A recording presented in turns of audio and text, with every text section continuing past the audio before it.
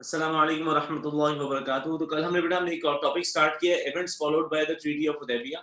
और events followed by the treaty of Hudaibiya में हमने जो है वो एक क्वेश्चन लिखा है, लेकिन मैं आपको बताया था कि यार ये पास्ट पेपर का क्वेश्चन तो नहीं है, लेकिन it's actually the blend of और the mixture of a couple of more than two past papers. तो एक पास्ट पेपर जिसकी प्रैक्टिस आज कंप्लीट करनी है वो है कि write an account the main events of the conquest of Khaibar and the battle of Mutah. ये दोनों मिलके एक सेपरेट क्वेश्चन बनते हैं, और किसी साल एग्जामिनर साहब जो है वो लेटर्स टू दी एम्परर्स जो है वो किसी भी इवेंट के साथ मर्ज करके जो है 5 या 10 मार्क्स में असेस कर सकते हैं। उमरा पेपर 2 का टॉपिक है। आज उमरा भी आप मेरे साथ पढ़ेंगे, खैबर, उमरा और बैटल ऑफ मुता, तीनों चीज हमने कवर करनी है। और उमरा जो है वो पेपर 2 में 10 मार्क्स का भी क्वेश्चन आता है, और कभी कभार जो है वो हज का पार्ट बन के आता है कि हज के अंदर भी उमरा किया जाता है। तो इस पूरी सूरत हाल में हम लोग जो है वो आज खैबर से स्टार्ट करेंगे। कल मैंने आपको लेटर्स टू दी एम्परर्स के बारे में बता दिया कि देवर दोस Kings who accepted the letter and the invitation of Hazrat Muhammad sallallahu alaihi wasallam। एक बार दुरूद पढ़ लीजिएगा, अल्लाहुम्मा सल्ली अला मुहम्मद व अला आलि Muhammad. There was one who rejected Nabi Islam's invitation bluntly, जिसका नाम खुसरो परवेज था। And there were those who refused Hazrat Muhammad peace on his message politely, जिसमें सबसे ज्यादा सरफहरिस्त जो था वो सीजर ऑफ रोमन एम्पायर था, उसका नाम था हिराक्लियस। तो यहाँ पर हमारी कल की क्लास खत्म हो गई थी। उसके बाद हमने कॉन्क्वेस्ट ऑफ खैबर स्टार्ट करना है। तो प्लीज याद रखें, ये 3-5 मार्क्स के टॉपिक्स अलग अलग हैं। Letters to the emperors, conquest of Khaibar and battle of Mutah. उमरा पेपर 1 में कभी असेस हुआ नहीं, हो गया तो मैं तो पढ़ा ही रहा हूँ आपको, लेकिन उमरा यूजुअली पेपर 2 में आता है। पेपर 1 में उसका जो है वो कोई क्वेश्चन खास बनता नहीं है। तो मदीना से 70 माइल्स के डिस्टेंस पे एक जगह थी, उसका नाम था खैबर। और खैबर नामी जो जगह है, यहाँ इस जो वर्ड खैबर है इसका मतलब होता है फोर्ट्स या फोर्ट्रेसेस। तो खैबर का मतलब हुआ something which is a fortified place. तो खैबर मींस फोर्टिफाइड, ऐसी जगह जहां पर बहुत सारे फोर्ट्स मौजूद हो। अगर आपको याद हो फोर्ट्स का मतलब क्या होगा, किला। बहुत ऊंची ऊंची एक एक चार दीवारी होगी, जिसमें ऊंची ऊंची दीवारें होंगी, और उसमें एक बहुत जायंट और हैवी किस्म का गेट लगा होगा। और फोर्ट्स एक सॉर्ट ऑफ स्मॉल सिटी होगी, और उसके अंदर जो है वो कोई शख्स दाखिल नहीं हो सकता। अगर कोई आर्मी आएगी तो आर्मी के लिए अंदर आना मुमकिन नहीं, क्योंकि कभी वॉल्स ऑब्स्टिकल्स के तौर पर होंगी, कभी डोर्स वगैरह वगैरह। और उन दीवारों के ऊपर आर्चर्स को बिठाया हुआ होता है कि अगर कोई करीब आए तो उसके ऊपर जो है वो या तो पत्थर मारे जाएं या तीर मारे जाएं, या कभी कभी बोल्डर्स और से कंट्रैप्शन से बोल्डर भी फेंके जाते हैं। बहुत सारी चीजें जो है मौजूद थी अपने फोर्ट्स को जो है वो डिफेंड करने के लिए। तो मदीना के 70 माइल्स के डिस्टेंस पे एक ऐसी जगह है जहां पर 8 फोर्ट्रेसेस थे, और यहाँ पर फोर्ट्स ही फोर्ट्स थे बहुत सारे, इसलिए इस जगह का नाम ही खैबर पड़ गया। खैबर मींस फोर्टिफाइड, ऐसी जगह जहां पर बहुत सारे फोर्ट्रेसेस हो। तो 70 माइल्स के डिस्टेंस पे there was a place called Khaybar where there were bunch of fortresses. और जो फोर्ट्रेसेस वहां पर मौजूद थे वो 8 फोर्ट्रेसेस हैं। इन 8 फोर्ट्रेसेस के नाम है, नंबर 1 अल-नईम, अस-साब और अज-जुबैर। ये नईम, साब और जुबैर जिस एरिया में थे, ये 3 फोर्ट्स, इसको बोलते थे अन-नाता। फिर उसके बाद हमारे पास जो दूसरा एरिया था उसमें फोर्ट ऑफ उबैद था और फोर्ट अन-निजार था, इस एरिया को बोलते थे अशाक। और जो तीसरा एरिया मौजूद था उसमें अल-कामूस, अल-वती और अल-सुललीम नामी फोर्ट्स मौजूद थे, और इस एरिया को बोलते थे Al Katiba. Now you need to understand कि ये जो अन्नाता, अशाक और अल-कातबा है, you are not supposed to memorise these names. आपको जो है वो इन नामों को याद करने की जरूरत नहीं है, क्योंकि आपको इनकी जरूरत नहीं है। एग्जामिनर साहब जो है वो आपसे ये एक्सपेक्ट करेंगे कि आप लोग जो है वो सिर्फ, अल्लाह आपको भला करे, आपसे फोर्ट्स के नाम लिख लें, और फोर्ट्स के नाम लिख के जो है वो उनकी स्टोरी कवर करके आपको पूरे मार्क्स मिल सकते हैं। प्लीज एक बात याद रखिएगा, दिस इज क्वाइट ऑब्वियस कि most of the students they will be having a tendency of forgetting all these names या a few of these names। तो ऐसा हो सकता है कि आपको ये नाम भूल जाए, या आपको ये नाम जो है एग्जामिनेशन में याद ना आए। तो 3 फोर्ट्स के नाम अगर याद रह जाए तो भी फुल मार्क्स आ सकते हैं। उन 3 फोर्ट्स के नाम है अल-नईम, अन-निजार, अल-कामूस। अगर स्टोरी में 8 फोर्ट्स की स्टोरी कवर करते हुए स्टूडेंट को 3 फोर्ट्स के नाम याद रह जाए, अल-नईम, अस-साब और अल-कामूस, तो भी स्टूडेंट जो है वो फुल मार्क्स स्कोर कर सकता है। अल-नईम लिखे, बीच के मामलात को जो है वो हटा दे, और जो है वो उसके बाद अल्लाह का भला करे अस-निजार और अल-निजार और अल-कामूस की स्टोरी कवर करे तो फुल मार्क्स आ सकते हैं। तो 3 फोर्ट्स जिनके नाम मैं आपसे याद करने की रिक्वेस्ट कर रहा हूं, उनके नाम मुझे बताइए। अल-नईम, अन-निजार, अल-कामूस। अन-नईम, अन-निजार, अल-कामूस लिख के भेजिए। वो 3 फोर्ट्स जिनके नाम के साथ भी या इन तीनों के साथ भी स्टूडेंट फुल मार्क्स स्कोर कर सकते हैं, वो 3 फोर्ट्स हैं अल-नईम, अन-निजार, अल-कामूस। या इसको ऐसे भी याद कर सकते हो, Naeem, Nizar, Camus. Naeem, Nizar, Camus. Naeem, Nizar, Camus. Very good, शाबाश, जबरदस्त। तो सर 70 माइल्स की डिस्टेंस पे एक जगह है, ये जगह खैबर है, यहाँ बहुत सारे फोर्ट्स हैं और यहाँ पर 8 फोर्ट्स हैं। इन 8 फोर्ट्स के बारे में, अब इस एरिया के बारे में कुछ पॉपुलैरिटीज हैं। ये जो खैबर का इलाका है, खैबर का इलाका was popular because of a tribe called Banu Nazir. 4 में आपने यहाँ से एक ट्राइब को एक्सपेल किया था। इस ट्राइब के 2 लीडर हुआ करते थे। एक लीडर का नाम था काब बिन अशरफ। काब बिन अशरफ को हजरत मोहम्मद सल्लल्लाहु अलैहि वसल्लम ने एग्जीक्यूट करवा दिया था because he used to insult the revelations.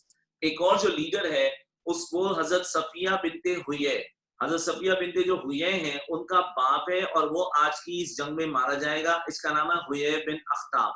तो बनु नजीर के 2 चीफ थे, एक था काब बिन अशरफ जो कि मारा गया था, दूसरा था हुए बिन अख्ताब। तो if you remember when prophet had gone to the tribe Banu Nazir to collect amount of blood money, तो ब्लड मनी के अमाउंट जो प्रॉफिट कलेक्ट करने के लिए गए थे, तो इस मीटिंग में असेंबली हॉल में, जो ज्यूज का असेंबली हॉल था, उसमें हुए बिन अख्ताब ने, जो कि हजरत सफिया का बाप है और बनु नजीर का चीफ था, उसने सजेस्ट किया कि we should kill prophet Mohammad सल्लल्लाहु अलैहि वसल्लम by rolling down a huge stone above prophet's head.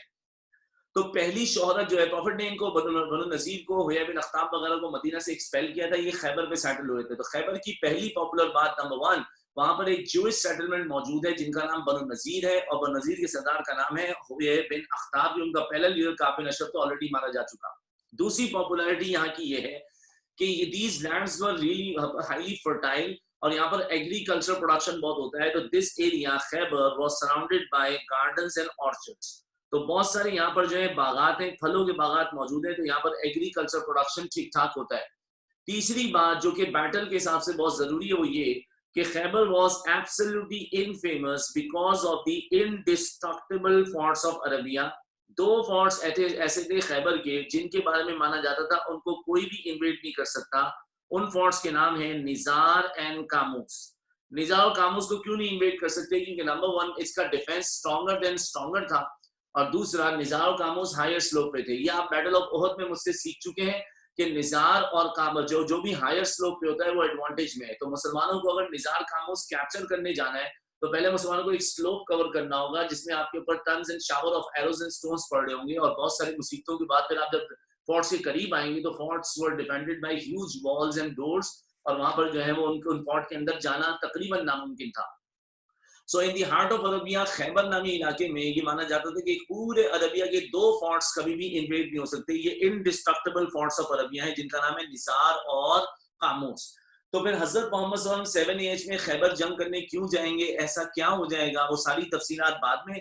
पहले आप अपने पॉइंट्स लिखना शुरू करें क्योंकि यहाँ तक की गुफ्तगू हो चुकी है और लिखते हुए जो चीजें कंफ्यूज कर रही हैं अभी वो भी कवर हो सकती हैं। तो लिखें, Khyber means fortified.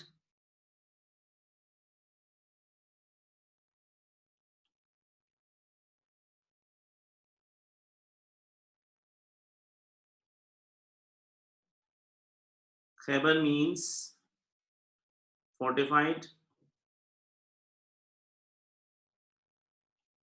Point number 2 उसके आगे लिखना है।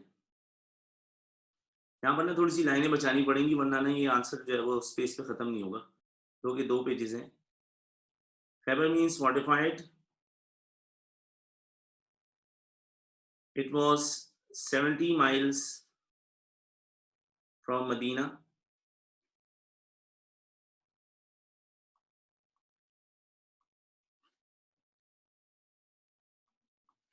It was 70 miles from Medina।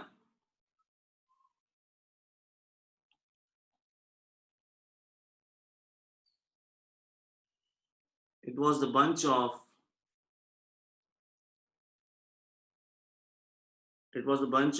fortresses।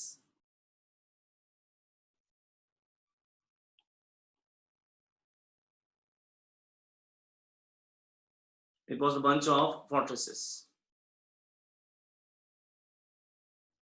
A B C में आ जाएगा अल-नईम, अस्साब, अज़-ज़ुबैर। अल-नईम, अस्साब और ज़ुबैर। फिर डी और ई आ जाएगा। फोर्ट नंबर डी है उबे और ई में आ गया indestructible fort of Arabia अन-निज़ार।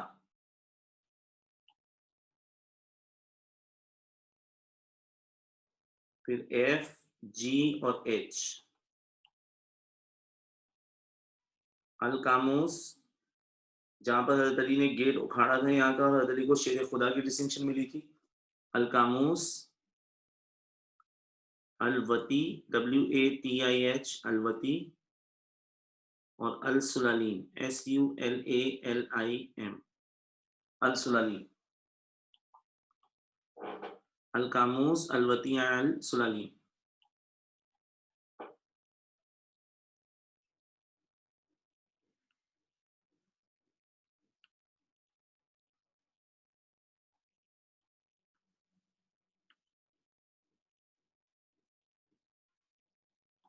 It was surrounded by gardens and orchards.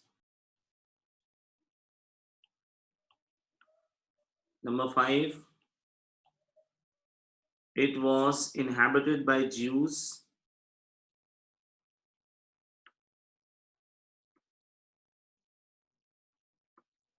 Especially Banu Nazir. It was inhabited by Jews, especially Banu Nazir.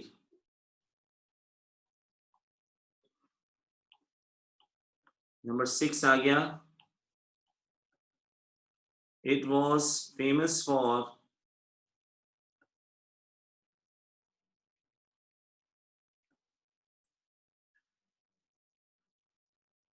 indestructible forts.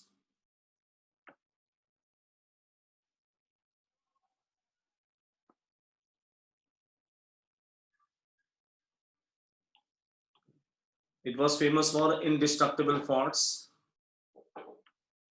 Nizar and Kamus.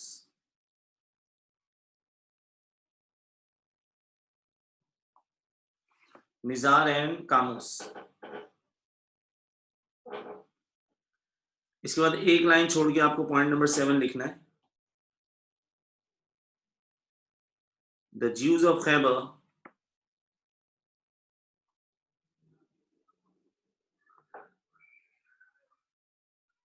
planned to invade Medina.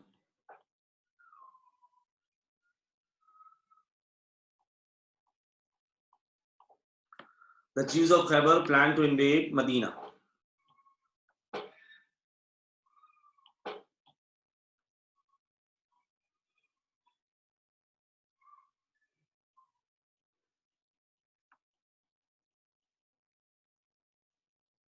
They sought help from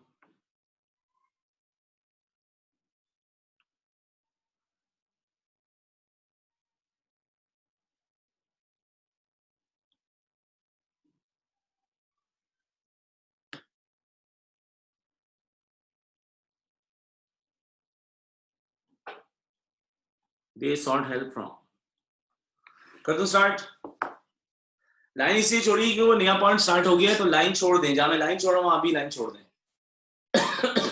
सो बड़े बात ये है कि हजरत मोहम्मद सल्लल्लाहु अलैहि वसल्लम को अल्लाह पाक ने रेवलेशन के थ्रू जो है इन्फॉर्म किया 7 आफ्टर हिजरी में कि the Jews of Khaybar they are planning to make an attack on the city of Medina, और मदीना पे हमला करके they would like to invade the city of Medina. If you guys remember, Battle of Trench में भी यही हुआ था कि Jews के 20 celebrities के साथ जो है वो उन्होंने कुरैश को और हायरिंग ट्राइब्स को इंस्टिगेट किया था, और Jews ने फिर बहुत बड़ी एक आर्मी ऑफ कन्फेडरेट्स या एसोसिएट्स तैयार करके मदीना पे हमला किया था. अब जब 5 एज में Jews और कुरैश दोनों हार गए थे, तो Jews ऑफ खैबर बनु नजीर ने प्लान किया कि हम मदीना को इन्वेड करेंगे, और उसके लिए उन्होंने कुछ पार्टीज से मदद मांगी. ये इतना प्रॉफिट को अल्लाह पाक प्रॉफिट को जो है वो थ्रू रेवलेशन तो दे देंगे, लेकिन ज्यूज का प्लान क्या था वो समझ लो. ज्यूज का प्लान ये था कि वो दोबारा बहुत सारे ट्राइब्स को इकट्ठा करके मदीना में इस बार कंफर्म चढ़ाई कर लेंगे, भले ट्रेंच हो या कुछ भी हो, मदीना इन्वेड हो जाएगा. तो ज्यूज ने सबसे पहले मदद मांगी थी किससे? द पार्टी ऑफ कुरैश से. मेरे साथ साथ लिखते रहना, टाइम बच जाएगा.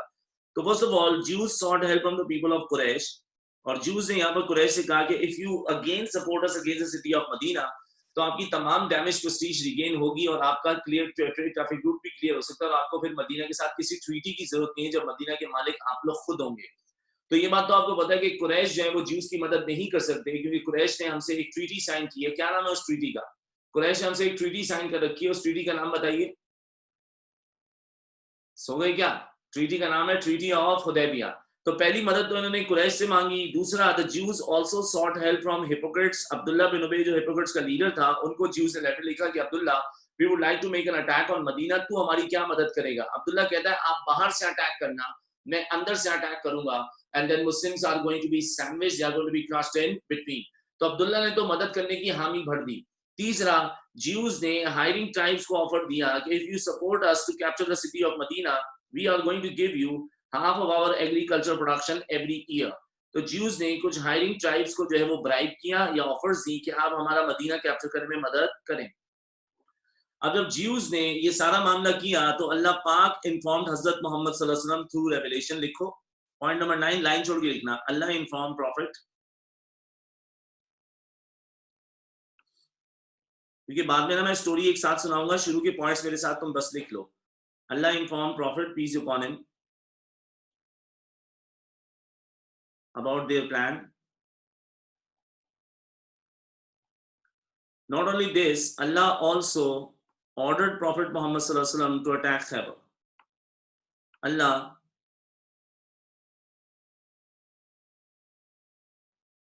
ordered Prophet peace upon him to attack Khaybar.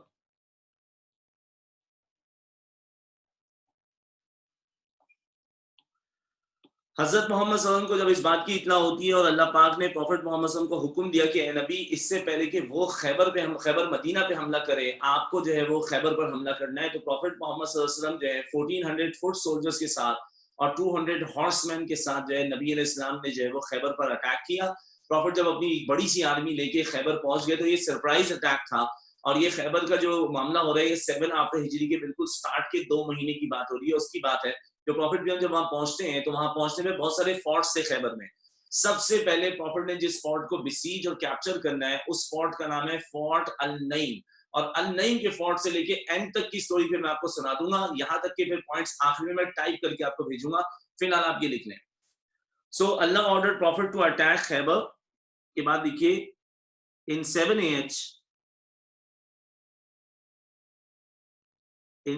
AH Prophet peace upon him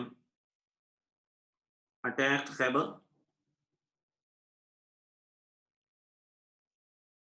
Prophet attacked Khaybar with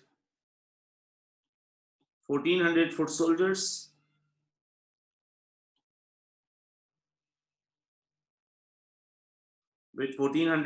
soldiers, and 200 horsemen.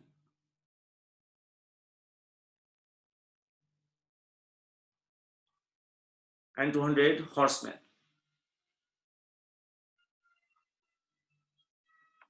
Point number 12 एक लाइन छोड़ के लिखना। The Muslim army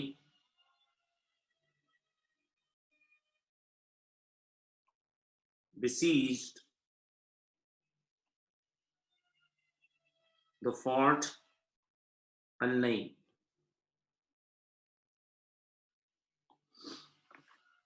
The Muslim army besieged the fort Al-Naim. यहां तक कोई परेशानी है तो पूछ लो, क्योंकि मैं पूरी स्टोरी सुनाऊंगा जब तो बीच में मैं कोई सवाल नहीं ले पाऊंगा। मैं लाइन जैसे ही छोड़ा क्योंकि स्टोरी में नया जब पड़ाव आता है तो मैं उसको अलग अलग करके जो है वो ग्रुप बना के लिखता हूँ। ज्यूज का प्लान का ग्रुप मैंने अलग बनाया, प्रॉफिट के रिस्पॉन्स का ग्रुप मैंने अलग बनाया, अब फोर्ट्स की कैप्चरिंग का ग्रुप मैं अलग बनाऊंगा। हायरिंग ट्राइब्स वही थे, असद, गतफान और बनु हवाज़ैन वगैरह, जो कि हमारे हमेशा से दुश्मन हैं। और हायरिंग ट्राइब्स को आप कभी भी हायर करके किसी भी पार्टी के अगेंस्ट यूज कर सकते हैं। अल-नईम मेजर फोर्ट नहीं है, अल-नईम फर्स्ट फोर्ट है। जो मेजर फोर्ट थे वो निजार और कामूज थे। जी अब्दुल्ला बिन उबे मदीना में ही रह रहा था। अब्दुल्ला मदीना में 9 AH तक रहा और 9 AH में अब्दुल्ला बिन उबे जो है वो नेचुरली जब तक उसकी मौत नहीं हुई तो मदीना में ही रहता था।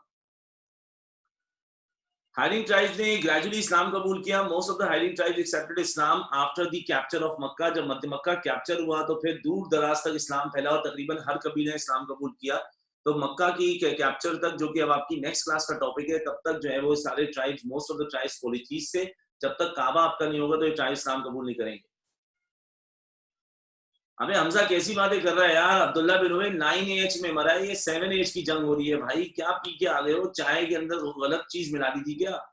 हमजा खालिद साहब क्या हो गया है? बिला वजह के सवाल पूछ जा रहे हैं। अब्दुल्ला कहाँ से मर गया? किसने बोला अब्दुल्ला मर गया? अब्दुल्ला तो जिंदा है, आपने मारना है उसको तो आप मार दें, आपकी ख्वाब में रात को मर गया होगा। अब्दुल्ला बिन उबई तो 9 आफ्टर हिजरी में मरा है, आप 7 आफ्टर हिजरी का इवेंट पढ़ रहे हैं, अभी उसके मरने में 2 साल बाकी है। भाई थोड़ा हल्के आ जाओ, ऐसे नहीं किसी की मौत करवा दो। कोई सवाल ऐसा पूछो ना जिसमें आपकी मालूमात भी पूरी हो।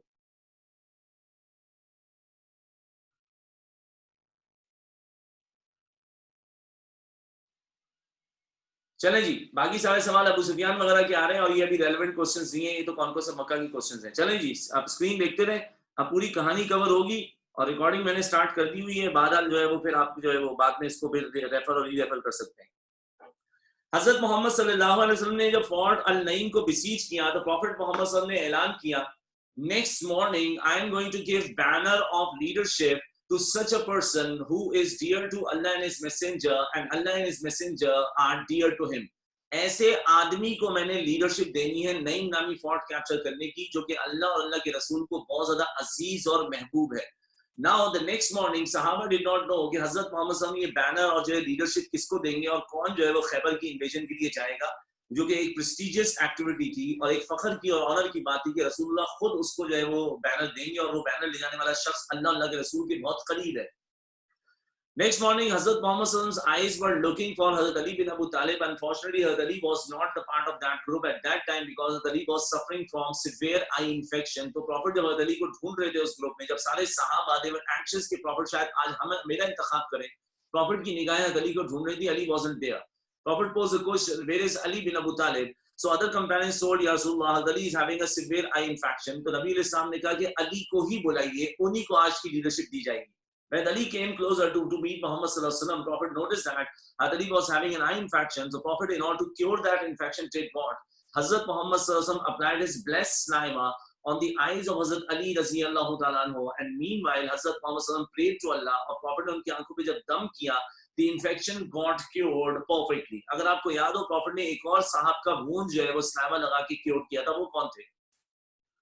अली के आंखों को सलामा लगा के प्रॉफिट ने उनके वूंड को क्योर किया। कि सौर में यही मामला हजरत अबू बकर सिद्दीक के साथ था। प्रॉफिट ने हजरत अली रज़ा, देखो बात ध्यान से सुनना, वाला बैटल ऑफ मुता और खैबर कनेक्ट नहीं कर पाओगे। प्रॉफिट ने कहा कि अली, प्रॉफिट ने हजरत अली को बैनर ऑफ लीडरशिप दिया। इट मींस दैट कि फोर्ट ऑफ नईम हजरत अली बिन अबू तालिब जो है वो आर्मी लीड करके कैप्चर करने के लिए जाएंगे और प्रॉफिट ने हजरत अली रज़ी अल्लाह को इंस्ट्रक्शंस दी। इनको हम लोग, मेरा बच्चा बोलते हैं इंस्ट्रक्शंस ऑफ जिहाद। प्रॉफिट मोहम्मद सल्लल्लाहु अलैहि वसल्लम ने हजरत अली को जो इंस्ट्रक्शंस ऑफ जिहाद दी, उसमें प्रॉफिट मोहम्मद सल्लल्लाहु अलैहि वसल्लम ने हजरत अली से कहा कि Ali, when you are going to meet with the army, ये जो आर्मी थी, आर्मी थी मजहब की, जो कि ज्यूइश स्ट्रांग लीडर था। When you are going to deal with the army, give them 3 options. और हजरत अली रज़ी अल्लाह को प्रॉफिट ने जो 3 ऑप्शंस का कहा, वो 3 ऑप्शंस थे कि ask them to accept Islam, if they do not agree, then instead of fighting, then ask them to make peace treaty.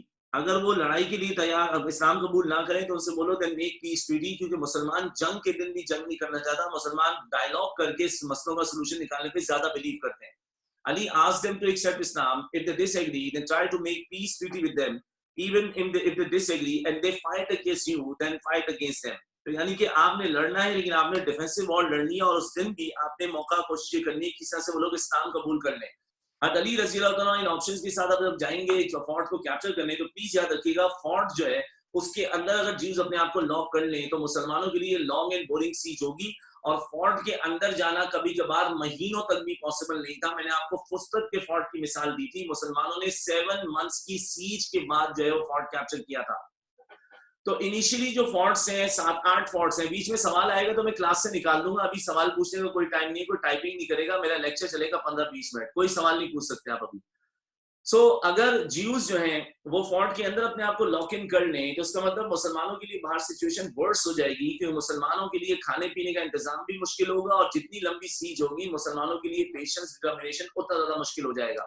So in this particular passion शुरू में ज्यूज जो हैं वो एग्रेसिव होंगे। They were confident enough and they knew that कि उनके पास एक नहीं 8-8 फोर्ट्स और उनकी फोर्सेस मौजूद हैं। तो ज्यूज को मालूम है कि हम जो है मुसलमानों पे जो है अपना पलड़ा भारी कर सकते हैं। तो शुरू में ज्यूज फोर्ट्स के बाहर आके जंग करेंगे बिकॉज ज्यूज थॉट कि they would be able to overcome Muslim party.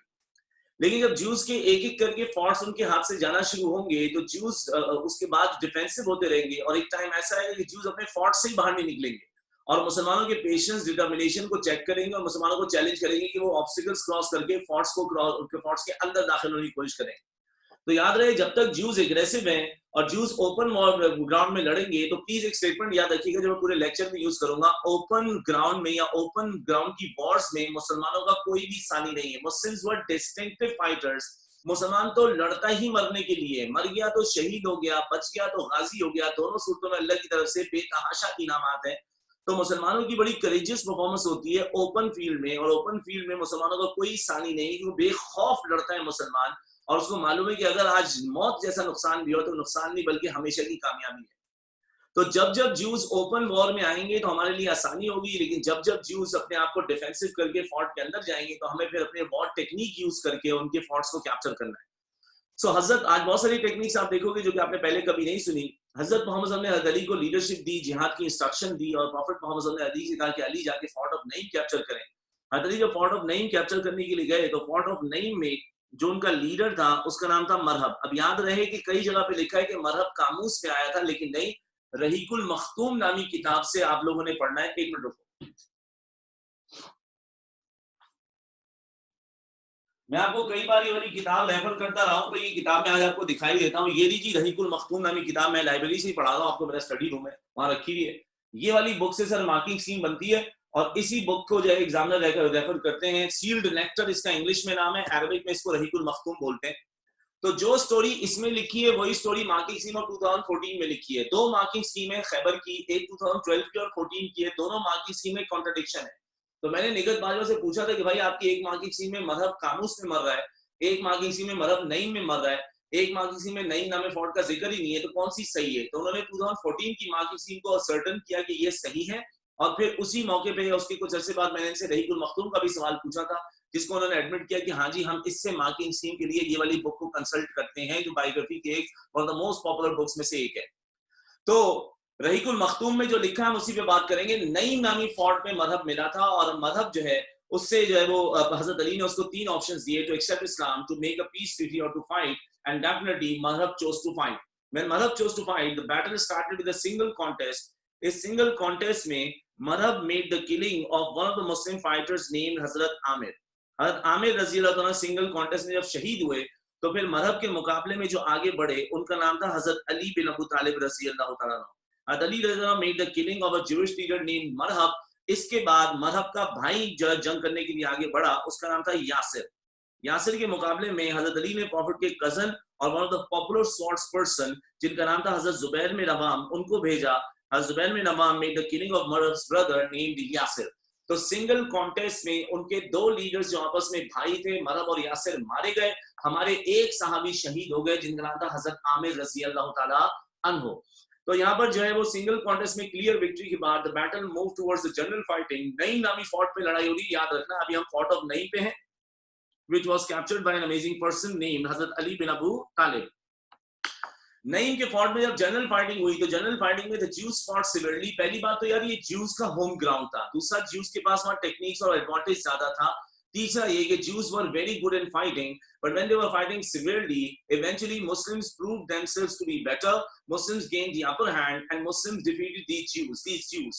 तो कुछ ज्यूज वहां पर मारे गए, कुछ ज्यूज वहां पर जो है एज अ कैप्टिव पकड़े गए, बाकी जितने भी ज्यूज थे वो सारे के सारे भाग गए in a fort by the name of Asab. तो ज्यूज रिट्रीटेड टू साब। अब मुसलमानों को नेक्स्ट फोर्ट में जाके ज्यूइश आर्मी का मुकाबला करना था, जिसका नाम था फोर्ट ऑफ साब।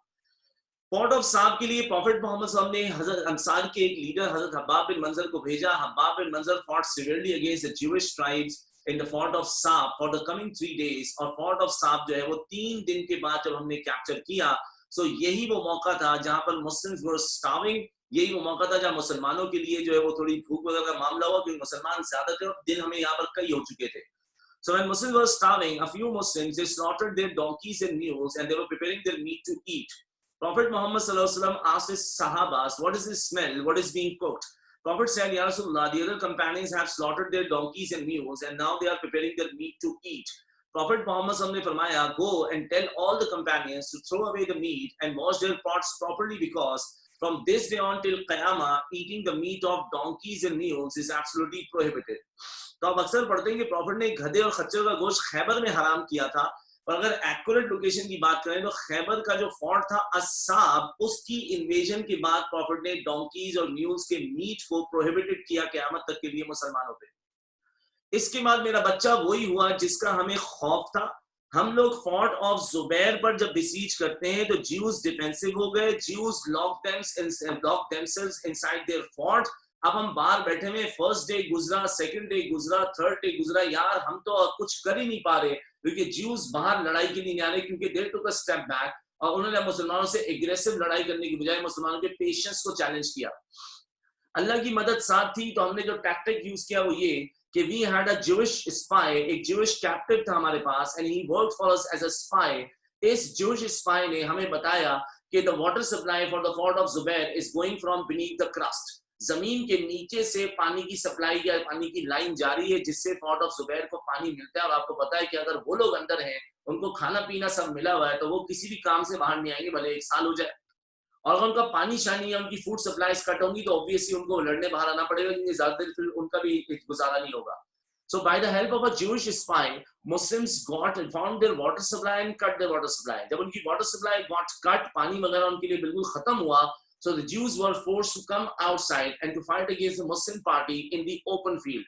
अब जब ज्यूज ने ओपन फील्ड में हमसे लड़ाई की तो मैं आपको बता चुका कि ओपन वॉर में मुसलमानों का कोई भी सानी नहीं है। कुछ ज्यूज मारे गए, कुछ Jews as a war captives पकड़े गए और बाकी सारे Jews they retreated to the fort called Al Ubai. Prophet Mohammad सल्लल्लाहु अलैहि वसल्लम ने हजरत अबू दुजाना की लीडरशिप में अल उबै नामी फोर्ट पे जब फोर्सेस भेजी तो हजरत अबू दुजाना रज़ी अल्लाह तआला की लीडरशिप में हमने फोर्ट ऑफ उबै कुछ दिनों में कैप्चर किया। जब हजरत अबू दुजाना ने एक इंटेंसिव और मोस्ट ऑफेंसिव अटैक किया to the fort of Ubai, जिस अटैक को विद स्टैंड नहीं कर सके ज्यूज। ज्यूज ने देख लिया कि उनके तमाम फोर्ट्स जा चुके हैं, लेकिन ज्यूज के पास अभी भी एडवांटेज मौजूद है, because they had two tribes which were called the indestructible forts of Arabia.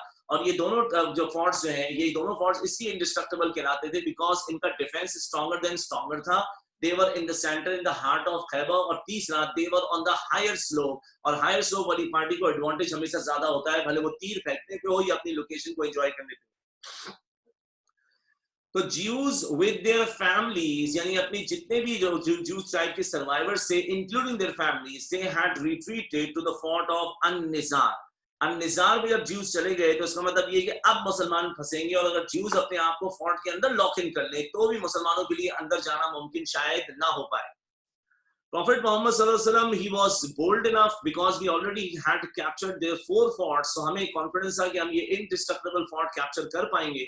हजरत मोहम्मद सल्लल्लाहु अलैहि वसल्लम ने अपने सहाबा को एडवांसमेंट का हुक्म दिया, तो when we were advancing, crossing the lower higher slope and getting upside, so while going to upwards, we received shower of arrows and stones. इतने सारे पत्थर और तीर हम पर आए कि हजरत मोहम्मद सल्लल्लाहु अलैहि वसल्लम, सहाबाज including Prophet, they took a step back. अब हम लोग आगे बढ़े तो तीर पड़े और पीछे रहे तो बेटा हम लोग जो है वो कैसे फोर्ट कैप्चर करें। तो हमारे पेशेंस डिटर्मिनेशन का मामला शुरू हुआ।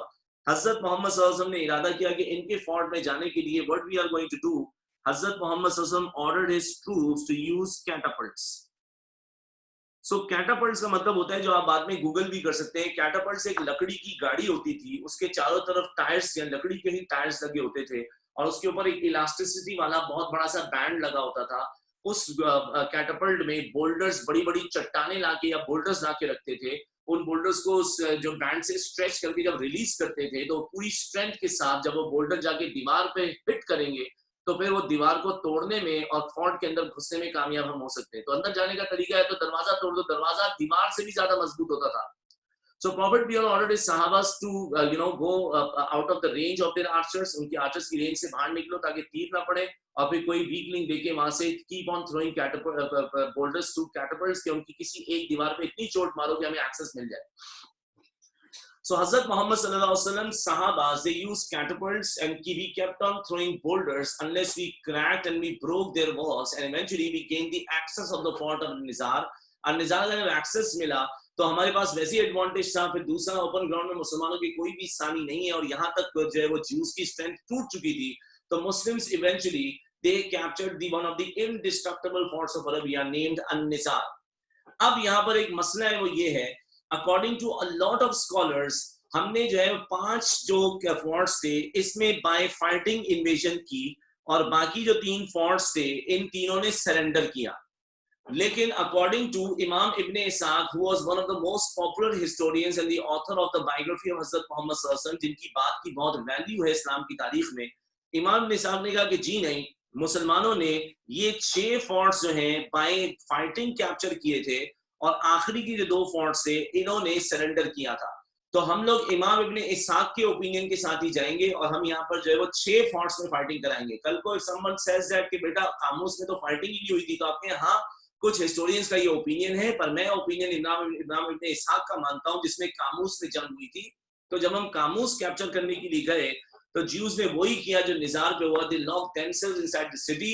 हजरत मोहम्मद सल्लल्लाहु अलैहि वसल्लम ordered his troops to use catapults, और catapults यूज करके when we cracked their walls we tried to gain the access of the fort।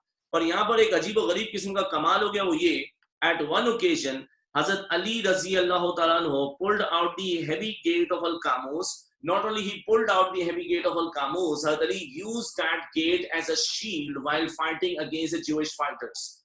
तो कोई आपके कमरे में जहां बैठे वहां का दरवाजा आप अपने हाथ से उखाड़ भी नहीं सकते और आप उस दरवाजे को पकड़ भी नहीं सकते, जबकि ये दरवाजा 6 या 9 फीट का होगा। हज़रत अली की हम बात करें, वो एक फोर्ट का दरवाजा उखाड़ रहे हैं, दीवार से ज्यादा भारी और मजबूत दरवाजा हुआ करता था। तो एक हज़रत अली की हमने ताकत कमाल की देखी, जब आपने अमर बिन अब्बुद को मारा तो वो शील्ड के साथ एक ही अटैक में अमर भी मारा गया, और एक हज़रत अली की टू मच स्ट्रेंथ हमने यहाँ पर देखी। हज़रत Ali single handedly he pulled out the heavy gate of Qamus, and not only he pulled that out, Hazrat Ali also used that gate during fight as a shield। और Hazrat Ali रज़ी अल्लाह तआला अन्हु ने इस बैटल में जो है उस दरवाजे को जब उखाड़ ही दिया तो आपको पूरी की पूरी सिटी ऑफ कामूस का एक्सेस मिल गया, क्योंकि हज़रत अली ने अल-नईम का फोर्ट कैप्चर करके दिया। हज़रत अली ने एक स्ट्रॉन्ग मैन ज्यूइश लीडर जो है वो मजहब को मारा। हज़रत अली रज़ी अल्लाह तआला ने अल कामूस का मेन एक्सेस आपको दिलवाया, गेट उखाड़ के, जिस गेट के बारे में जो है वो इमाम इब्न इसहाक बोलते हैं कि 80 to 90 man after the end of the battle they tried moving that gate from one place to another, and even they could not even move that gate। 80 to 90 men could not even move the gate, which was single-handedly used as a shield by Hazrat Ali bin Abu Talib। In your marking scheme of 2014 it is mentioned that after the end of the battle 40 to 45 men they tried moving the gate from one place to another, and they could not even move that gate, which was single-handedly pulled out and used as a shield by Hazrat Ali bin Abu Talib। तो उनकी बहादुरी, उनकी शुजात, because of his valour, because of his courage, because of amazing performance, भले मरद को मारना हो, नईम कैप्चर करना हो, पूरे फोर्ट्स में जो है बहादुरी दिखाना हो और कामूस का एक्सेस दिलवाना हो, हज़रत अली बिन अबू तालिब रज़ी अल्लाह अन्हु इस बैटल के बाद प्रॉफिट ने उनको एक निराली और एक बहुत अमेजिंग जो डिस्टिंक्शन से पुकारा, वो ये कि अली असदुल्लाह है। अली तो अल्लाह की प्यारी पाक जात के शेर हैं, और शेर को यहाँ पर बहादुरी के तौर पे यूज किया जा रहा है। फिर इसके बाद जो फोर्ट्स ऑफ वती और सुलालीम थे, वती और सुलालीम नामी फोर्ट्स ने जो है वो सरेंडर कर दिया। तो यूं आप 6 फोर्ट्स बाय फाइटिंग इन्वेड करते हैं, 2 फोर्ट्स सरेंडर कर लेते हैं। अब जब इन फोर्ट्स ने सरेंडर किया तो हजरत मोहम्मद सल्लल्लाहु अलैहि वसल्लम ने ज्यूज से एक ट्रीटी साइन की। इस ट्रीटी में डिसाइड ये हुआ कि ज्यूज जो है वो खैबर में ही रहेंगे, आजादी से रहेंगे, और ज्यूज जो है उनको जो है वो यहाँ पर तमाम तरह की जो है वो राइट्स दिए जाएंगे, मगर Jews are going to accept that their area is now under the jurisdiction of Medina, क्योंकि अब खैबर मदीना इस्लामिक एम्पायर का हिस्सा है।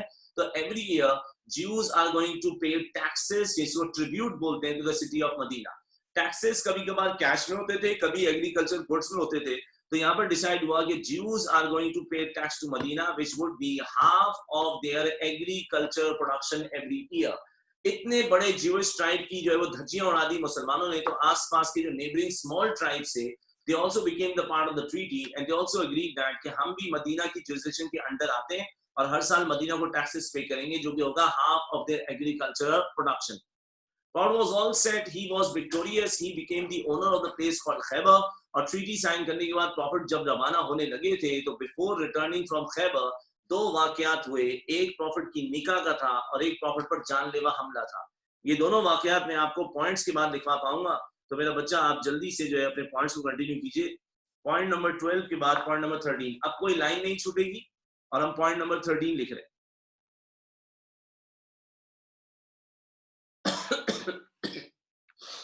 सर जरूरी तो नहीं है कि इस्लाम कबूल करके ही लोग आपके साथ काम करेंगे, कभी कभार लोग इस्लाम कबूल किए बगैर भी साथ दे देते हैं, क्योंकि कभी लोगों को लालच होती है जान बचाने की, कभी लालच होती है पैसा जो है वो पैसा कमाने की। Point number 13, Prophet Muhammad peace be upon him gave banner of leadership and instructions of jihad to Hazrat Ali। Prophet peace be upon him gave banner of leadership, and instructions of jihad to Hazrat Ali. Hazrat Ali Radhiyallahu anhu headed Muslim troops to Al-Naim.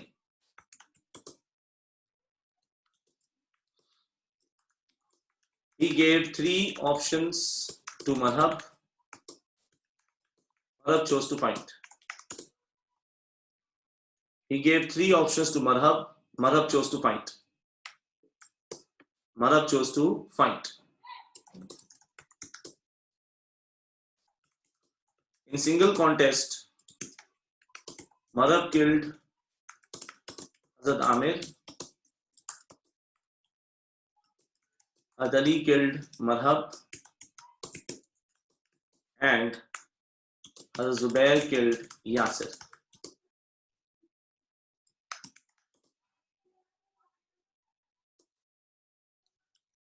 In single contest, Marhab killed Hazrat Ali, Marhab killed Hazrat Amir, Hazrat Ali killed Marhab, Mazallah, and Hazrat Zubair killed Yasir, जो कि Marhab का ही भाई था. Hazrat Zubair killed Yasir. In general fighting, the Jews fought severely. Still, Muslims defeated them.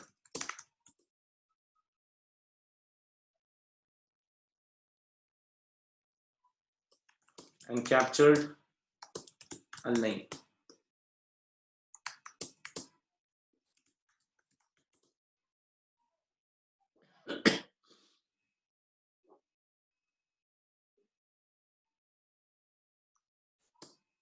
And captured the fort Al-Naim.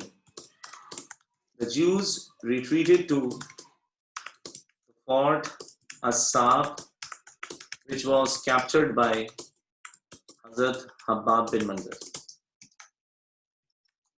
in a few days. The Jews retreated to the fort As-Sab, which was captured by Hazrat Habab bin Manzar in a few days. There, Prophet peace be upon him forbade eating the meat of donkeys and mules. इसी fort में profit ने donkey's और mules के जो गोश्त है उसको हराम फरमाया था. There,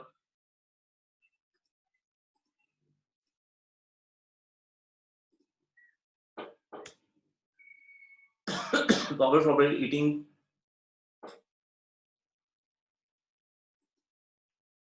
the meat of donkeys and mules.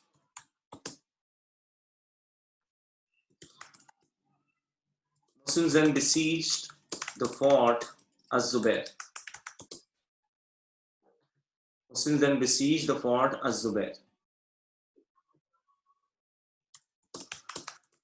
By the help of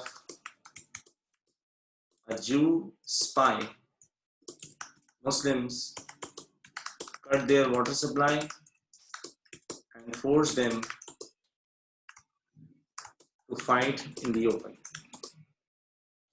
The Muslims defeated them and captured the fort Az-Zubair.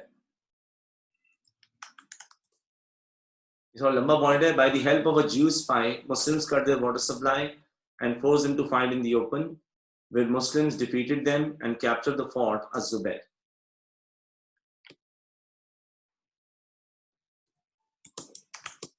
The fort Ubay was captured in a similar fashion in an attack made by Hazrat Abu Dujana.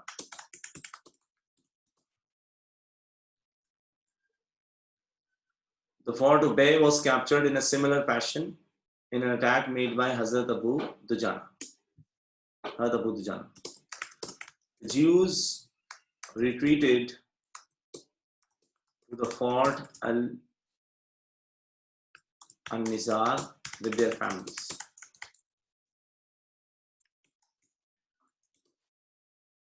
The Jews retreated to the fort Al-Nizar with their families.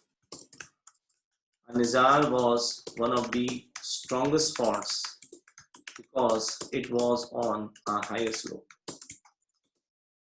An-Nizar was one of the strongest forts because it was on the higher slope. It was on a higher slope. While advancing towards the fort, Muslims received shower of arrows and stones. While advancing towards the fort, Muslims received shower of arrows and stones. ये point number 25 था जो मैंने 24 करके लिख दिया, ये 25 था, अब 26 आएगा. Prophet peace upon him ordered to use catapults. Prophet ordered to use catapults. Using catapults, Muslims broke their walls, gained access to the fort, and defeated Jews and captured An-Nizar.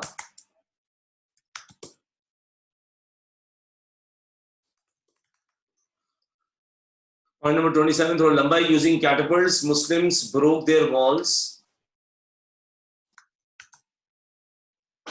gained access to the fort, defeated the Jews, and captured the fort An-Nizar. Al-Qamus was captured in a similar fashion.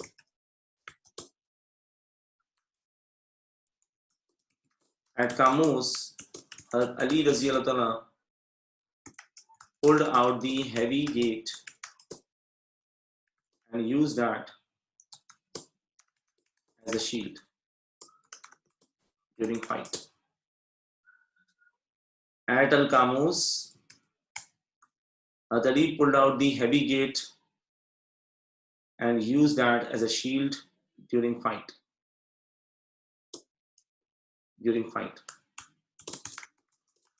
Prophet peace on him entitled Hazrat Ali as Asadullah, which means the lion of Allah.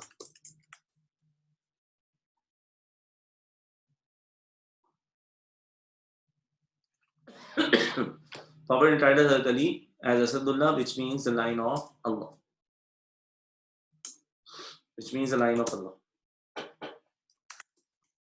The forts Al-Wati and Al-Sulalim surrendered. The forts Al-Wati and Al-Sulalim surrendered. 16 to 18 Muslims earned martyrdom and 93 Jews were killed, including their leader Huyay bin Akhtab. 16 to 18 Muslims earned martyrdom and 93 Jews were killed, including their leader Huyay bin Akhtab.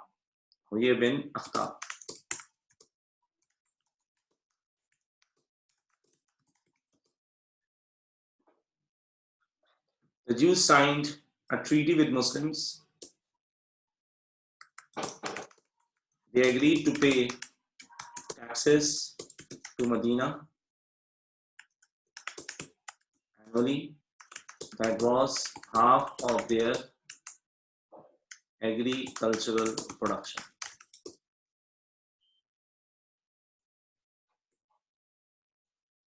Annually लिखने की जरूरत नहीं है. They agreed to pay taxes to Medina. That was half of their agricultural production. The neighboring tribes also agreed with the terms and came in pact. The neighboring tribes also agreed by the terms and came in pact with Muslims.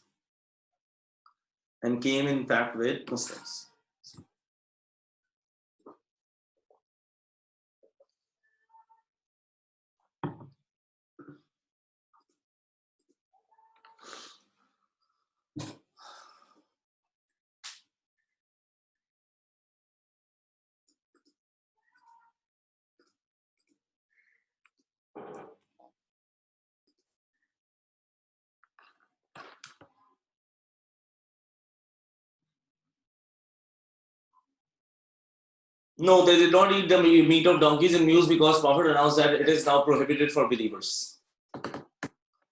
Message कर दिया sir assistant साहब को, वो बताएंगे अभी result कब बना के दे दें। कल मैंने मैसेज भिजवा दिया उनको। फिलहाल तो हॉट न्यूज आपके लिए ये कि अब आपकी ट्यूसडे को पेपर 2 की क्लास है 4:30 बजे से 7 बजे तक का उसका टाइम है, जिसमें से मगरिब की नमाज का वक्फा आएगा। तो आज की क्लास के बाद आपकी ट्यूसडे और थर्सडे को पेपर 2 की भी क्लास होगी। कर दूं स्टार्ट? जल्दी कर लो बेटा, मुझे एक और बैटल पढ़ानी है, इतने मजे नहीं लगे हुए। वो इतने सारे नो आ गए, अल्लाह अकबर। Yes, every Tuesday and Thursday 10 जनवरी तक का, every Tuesday and Thursday.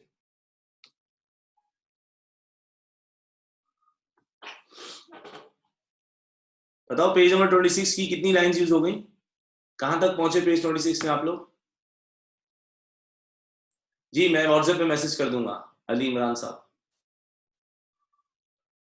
Group पे मैसेज कर दूंगा। लिशबा बाजी पेज 26 में कहां तक पहुंचे हो, कितनी लाइनें बच गई आपके पास?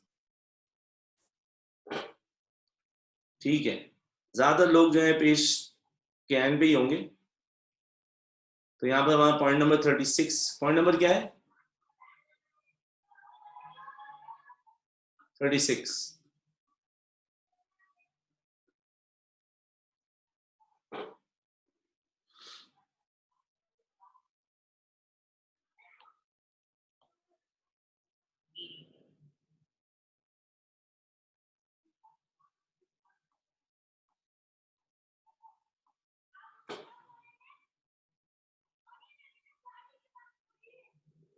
पॉइंट नंबर 36 स्क्रीन पे आपके पास, after the conquest,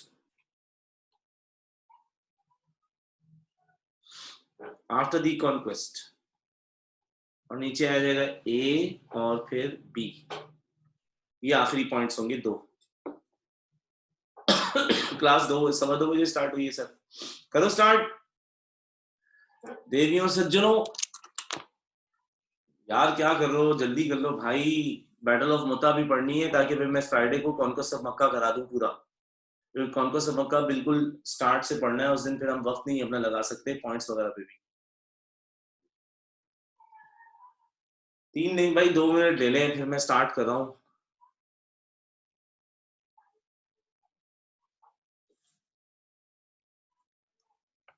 one drive का एक्सेस कल से मिलना शुरू होगा जिन लोगों ने अभी ज्वाइन किया है। भाई मुझे नजला है, बहुत बुरे तरीके का, खतरनाक किस्म का नजला है मुझे। पहले मुझे खांसी होती रही है, उसके बाद फिर अब सर्दी लग गई। उस दिन वो मैं जिम चला गया, कोयलिन वालों ने ओपन जिम बनाया हुआ है, और उन्होंने जो ओपन जिम बनाया उसमें इतनी मिट्टी थी, वो मिट्टी जो है वो, उससे डस्ट एलर्जी है मुझे, और उसके बाद अगले दिन से ऐसा नजला हुआ है कि अल्लाह खैर करे। नहीं, कोरोना टेस्ट कराने की जरूरत नहीं है मुझे, उसकी तवज्जो मैं आपको नहीं बता रहा। कोरोना टेस्ट कराने की जरूरत नहीं है मुझे।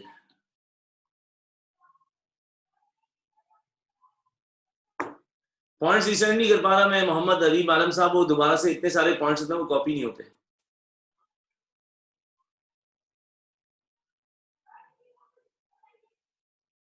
अनस साहब क्लास के बाद टाइमिंग भेजे में मैंने, फ्राइडे को टाइमिंग 3 to 5 है, सैटरडे संडे क्लास की टाइमिंग 2 to 4 है। जी जिम अंदर जाने तक मास्क लगाता हूँ और अंदर जाने के बाद फिर मास्क उतार देता हूँ। मैं रनिंग करते हुए मास्क पहन लेता हूँ, उसमें कुछ दिक्कत नहीं होती, लेकिन फिर जब मशीन्स वगैरह यूज करनी होती है तो मास्क नहीं लगाया जाता। अच्छा जी, हजरत मोहम्मद सल्लल्लाहु अलैहि वसल्लम जो है मक्का खैबर की जब कैप्चरिंग हो गई तो खैबर में हमारे पास बहुत सारे कैप्टिव्स आए थे। अब मुझे बताओ वो जो लीडर था, जो ज्यूइश लीडर था, उसका नाम क्या है? जो ज्यूइश लीडर अभी 93 ज्यूज के साथ मारा गया उसका नाम क्या है? काब बिन अशरफ के अलावा दूसरे लीडर का नाम जो बताया था, हुयै बिन अख्ताब। हुयै बिन अख्ताब की जो बेटी थी उनका नाम था हजरत सफिया बिनते हुयै। तो यहाँ पर जो है वो जब बैटल में कैप्टिव्स आए हमारे पास, तो उन कैप्टिव्स में से एक कैप्टिव हजरत सफिया थी। She was a celebrity because she was a daughter of the chief of tribe Banu Nazir. Huyayy bin Akhtab की वो बेटी थी और ये शक्ल सूरत की अच्छी थी। यहाँ पर जो है वो नजर पड़ गई इन पर हजरत दाहिया कल्बी की, एक सहाबी हजरत दाहिया कल्बी जिनकी शक्ल में हजरत जिब्राइल आते थे, दाहिया कल्बी की नजर पड़ी इन पे। तो दाहिया कल्बी ने अपने सहाबा दी दोस्तों से कहा, एक डिजायर शेयर किया कि हजरत दाहिया कल्बी वांटेड टू मैरी हजरत सफिया बिनते हुयै। जब यहाँ पर ये बात छिड़ी तो सहाबा they had an opinion, they were like Islam में ना शादी जब होती है तो शादी बराबरी में होनी चाहिए ताकि बाद में कम से कम कॉन्ट्रडिक्शंस हो और शादी चल जाए और तलाक पे मामला ना आए. So Sahabas were having an opinion that Hazrat Safiya was a woman of high status because she was not an ordinary woman. She was a celebrity because she was the daughter of the chief of Banu Nazir. So Sahabas were having an opinion that Hazrat Safiya was a celebrity. She was a man of high. She was a woman. She was a lady of high status. So she should be married to a person who is a man of high or exalted status. And among Muslims, the man who was having the highest status was Hazrat Muhammad sallallahu alaihi wasallam. So these companions, when they heard that Dahiya Kalbi wanted to marry Hazrat Safiya, companions, a group of companions had visited Hazrat Muhammad sallallahu alaihi wasallam. They said, Ya Rasulullah, she is a woman of high status, she is a celebrity, and now you are a man of high status, so she should be married to you instead of Dahiya Kalbi. Prophet ने सहाबा का मशवरा सुना तो Prophet Muhammad sallallahu alaihi wasallam took a chance, क्योंकि Prophet ये बात जानते थे कि अगर सफिया निकाह कर लेती हैं तो सफिया सेलिब्रिटी है, बनु नजीर में उनका इन्फ्लुएंस बहुत ज्यादा है, उनका इस्लाम कबूल करने के साथ साथ जो है वो बहुत सारे बनु नजीर की औरतों तक इस्लाम पहुंचाना, उनको इस्लाम कबूल या इस्लाम की अच्छाइयां बताना आसान होगा. Prophet took the chance and Prophet invited Safiya towards a monotheistic faith called Islam, and thereby looking to the impression and by looking to the victory of Prophet Muhammad and by noticing Nabi alayhi salam and his victories for years, Safiya, she accepted Islam. जब उन्होंने इस्लाम कबूल किया तो उसके कुछ अर्से के बाद Prophet proposed Safiya to marry Hazrat Muhammad sallallahu alaihi wasallam. When she accepted the marriage proposal, she was married to Hazrat Muhammad sallallahu alaihi wasallam. तो इस कॉन्क्वेस्ट के बाद दो बातें हुई, उनमें से एक बात ये थी कि Prophet married Hazrat Safiya bint Huyay, who was the daughter of the chief of Banu Nazir, who died in this particular battle called Conquest of Khaybar. तो देखो A,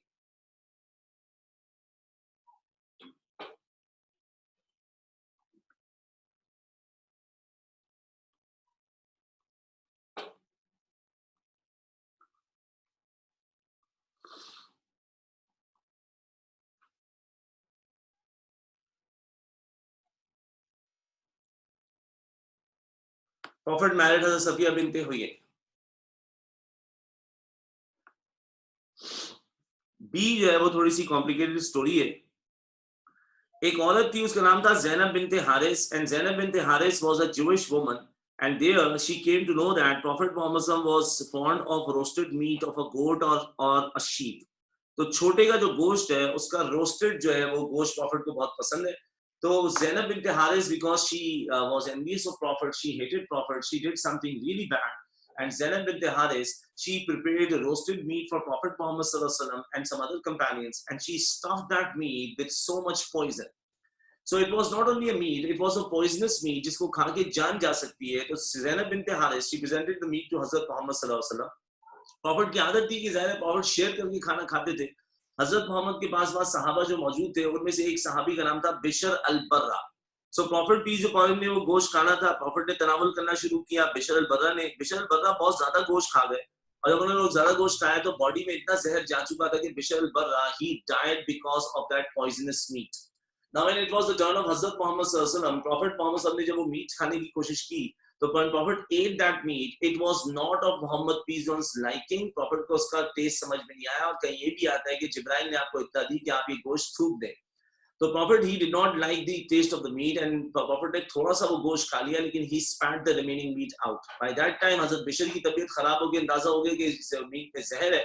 So Prophet Muhammad sallallahu alaihi wasallam की body पे जहर ना होने के बराबर चला गया था, और बिशर अल बर्रा की बॉडी पे इतना जहर गया कि वो शहीद यानी कि फौत हो गए. बाद में ज़ैनब बिन्त हारिस को बुलाया गया. She was posed the question why in the world she attempted to poison Prophet and his Sahabas. So यहाँ पर ज़ैनब बिन्त हारिस कह रही है कि she just wanted to make a test that whether Muhammad is the true messenger of Allah or not, and she claimed that if Muhammad had been the true Rasul of Allah, he would not have eaten the meat. Rather, he would have been informed through revelations by Allah that Muhammad do not eat the meat because it is a poisonous one. और ज़ैनब ने claim किया since Prophet could not know whether the meat was poisonous or not, this means that Muhammad is just an ordinary king of Arabia. He is his claim of to be the Rasul of Allah is not right. अब Zainab bint Haris नबी इस्लाम के ऊपर जो है accusations लगा रही है, profit के बारे में बदज़बानी कर रही थी, और उसी की वजह से जो है वो मर्डर अटेम्प्ट उसने मदीना की किंग पे किया, प्लस उसने मर्डर अटेम्प्ट की वजह से जो है बशर की शहादत भी हो गई. तो इस्लाम में दांत के बदले दांत, हाथ के बदले हाथ, तो खून का बदला खून है. Prophet passed a judgment about Zainab bint Haris, and there Zainab bint Haris because she was found guilty to murder Bishr al-Barra, Zainab bint Haris was executed. अब यहाँ पर जहनों में एक सवाल आता है कि अल्लाह पाक ने हजरत मोहम्मद सल्लल्लाहु अलैहि वसल्लम को क्यों नहीं बचाया, अल्लाह ने हजरत मोहम्मद सल्लल्लाहु अलैहि वसल्लम को क्यों नहीं बताया? क्योंकि प्रॉफिट मोहम्मद सल्लल्लाहु अलैहि वसल्लम की बॉडी में जो जहर गया था, वो जहर ग्रेजुअली आपकी बॉडी में फैलता रहा, फैलता रहा, फैलता रहा, और इवेंचुअली वो बुखार की सूरत इख्तियार कर गया। और इसके तकरीबन 3.5 साल बाद उसी फीवर की वजह से प्रॉफिट जब इंतकाल करने लगे थे, तो प्रॉफिट हजरत आयशा की गोद में फौत हुए थे। और प्रॉफिट ने अपने इंतकाल से कुछ लम्हात पहले आयशा को बताया, Ayesha, I still feel the painful effects of the poison I tasted at Khaybar. I feel as if death is approaching me. तो रसूलुल्लाह सल्लल्लाहु अलैहि वसल्लम ने हज़रत आयशा को बताया कि उनके इंतकाल की वजह जहर है, और जहर जो आपको मिल गया था वो ज़ैनब बिन्त हारिस ने, जो बाद में बुखार की सूरत इख्तियार कर गया। तो सर खुर्रम, आपसे 2 सवालात हैं स्टोरी सुनने के बाद। एक सवाल ये कि अल्लाह ने प्रॉफिट को क्यों नहीं बचाया, अल्लाह ने प्रॉफिट को क्यों नहीं बताया? तो पहले सवाल का जवाब मैं आपको दे दूं, अल्लाह ने प्रॉफिट को बचा तो लिया। बेशर ने जहर खाया, वो शहीद हो गए। हजरत मोहम्मद सल्लल्लाहु अलैहि वसल्लम ने जहर जब खाया, तो वो जहर जो है वो आपने थूक दिया, और जो आपकी बॉडी में गया वो बाद में बताता हूँ क्यों। लेकिन अल्लाह पाक के रसूल तो वहां पर सर्वाइव कर गए, प्रॉफिट तो शहीद नहीं हुए उस वक्त। तो अल्लाह ने प्रॉफिट को बचा लिया। लेकिन अब सवाल ये कि अल्लाह ने जब प्रॉफिट को बचाना ही था, तो प्रॉफिट को बता दे, जैसे कि प्रॉफिट भी हमको पहले कई बार बताया। तो अल्लाह ने प्रॉफिट को क्यों नहीं बताया? देखिए, पहले कई ओकेजन में ऐसा हो चुका। Jews were about to kill prophet, अल्लाह ने बता दिया। Quraysh were about to kill prophet, दानिल नदवा में प्लान बना, अल्लाह ने बता दिया। प्रॉफिट मोहम्मद सल्लल्लाहु अलैहि वसल्लम के ऊपर कई बार जानलेवा हमला हुआ, इसे हिपोक्रेट से प्रॉफिट को मारने की कोशिश की, अल्लाह ने बता दिया। तो अल्लाह ने तो कई बार बताया, यहाँ पर अल्लाह ने क्यों नहीं बताया? इंसान जब फौत होता है, मॉर्टल इंसान जब फौत होगा, मॉर्टल इंसान, तो उसकी फौत की कोई वजह होगी। कोई बीमारी से मरा, कोई कोविड से मरा, कोई स्लिप होकर मर गया, कोई दिल की हालत गैर होने से मर गया। तो इंसान के मरने की ना कोई वजह होती है। अल्लाह पाक ने सूरह आल इमरान की वर्स 144 में बोला, Muhammad is no more than a messenger of Allah, many were the prophets who died before him. Muhammad एक मॉर्टल नबी है, पहले कई मॉर्टल नबी फौत हुए, तो ये भी नबी मॉर्टल नहीं फौत होंगे। अब प्रॉफिट का इंतकाल हो जाए, और कई लोग इस बात को माने ही नहीं कि प्रॉफिट फौत हुए हैं। जैसे कि उमर रजी अल्लाह तआला प्रॉफिट की डिमाइस के डे पे तलवार हाथ में लिए मस्जिद नबी के कोर्टयार्ड में घूम रहे थे, and he was not willing to accept the news, and Hazrat Umar was saying that whoever says that Prophet is dead, I am going to cut his neck. Hazrat Umar said, Hazrat Muhammad is not dead. Prophet has just departed from this world for a while, like Isa alayhi salam did, and Prophet someday would be returning back to us. तो लोगों में ये गलत अकीदा ना फैल जाए कल को कि हजरत मोहम्मद सल्लल्लाहु अलैहि वसल्लम फौत नहीं हुए। अल्लाह पाक ने इसलिए प्रॉफिट मोहम्मद सल्लल्लाहु अलैहि वसल्लम की फौतगी का कोई ना कोई रीजन बताना था। अब प्रॉफिट अगर गजवे में शहीद हो जाए, तो लोग कल को कहेंगे, लो तुम्हारे रसूल को हमने कत्ल कर दिया और तुम्हारे अल्लाह ने नहीं बचाया। तो प्रॉफिट की जो फौतगी होगी वो तो नेचुरल होगी, और नेचुरल जो है फौतगी होगी, उसका कोई रीजन होगा। वो रीजन इतना पॉपुलर होगा कि कोई डिनाई ना कर सके कि मोहम्मद सल्लल्लाहु अलैहि वसल्लम जो है वो एक मॉर्टल थे, और प्रॉफिट जो है एक मॉर्टल नबी थे, और वो विसाल कर गए, फौत हो गए। तो अल्लाह पाक ने आपकी लाइफ में एक स्टोरी कनेक्ट कर दी, और वो स्टोरी कनेक्ट करने के साथ साथ उससे रीजन निकाल दिया कि ये आपके इंतकाल का रीजन है। तो कोई पूछे हुजूर फौत कैसे हुए, हम कहेंगे सिवियर फीवर। और सफरिंग फ्रॉम सिवियर फीवर की रीजन क्या थी? वो था जहर। वो जहर प्रॉफिट की बॉडी में थोड़ा सा कब दाखिल हुआ था? जब प्रॉफिट खैबर में एक जो है वो रोस्टेड मीट खा लेते हैं, which was stuffed with poison, and it was poison by Zainab bint Harith. So हजरत मोहम्मद सल्लल्लाहु अलैहि वसल्लम के इंतकाल की वजह बनानी थी, ये एक बहाना बनाता है। इंतकाल तो सबका ही होता है, लेकिन इंतकाल का कोई बहाना बनता है। वो हुआ ये कि अल्लाह पाक ने जब जमीन बनाई ना, तो अल्लाह ने कई फरिश्तों को जमीन पे भेजा कि जाओ जमीन से ना मिट्टी लेकर आओ। कई फरिश्ते जमीन से मिट्टी लेकर आए, जिससे आदम की तखलीक होनी थी। तो जब भी जमीन से मिट्टी फरिश्ते उठाने लगे, तो जमीन बोलती, मत लेके जाओ ये जमीन, ये मिट्टी मेरे जिस्म का टुकड़ा है, इसको मत लेके जाओ, मैं रहूंगी, तड़पूंगी। तो फरिश्ते ना मिट्टी छोड़ाया करते थे। अल्लाह ने फिर ये टास्क दिया इजराइल को, Israel go and bring some clay from earth, जिससे मैं आदम की तखलीक करूंगा। इस्राइल इस्लाम जब मिट्टी लेने आए, तो जमीन रोने लग गई, मत जाओ मिट्टी लेके मत जाओ, ये मेरे जिस्म का टुकड़ा है, मैं बहुत तड़पूंगी, पछताऊंगी, मैं रो जाऊंगी। तो हजरत इस्राइल ने बोला, तू रोती रहे। और इस्राइल इस्लाम जो है वो जमीन की सारी फरियादें सुनने के बावजूद जो है वो जमीन से मिट्टी अर्श पर जब लेकर आए, तो अल्लाह ने पुतला बनाया। तो अल्लाह पाक ने उस दिन ऐलान किया कि इस्राइल, आप जब जमीन पर मिट्टी लेने के लिए गए और जमीन रोती रही, तब भी आप मिट्टी लेकर आ गए, मतलब you are so determined in doing your task. तो अब आप ही वो फरिश्ते होंगे जो कि जमीन से जाके लोगों की रूहों को कब्ज करके लाया करेंगे।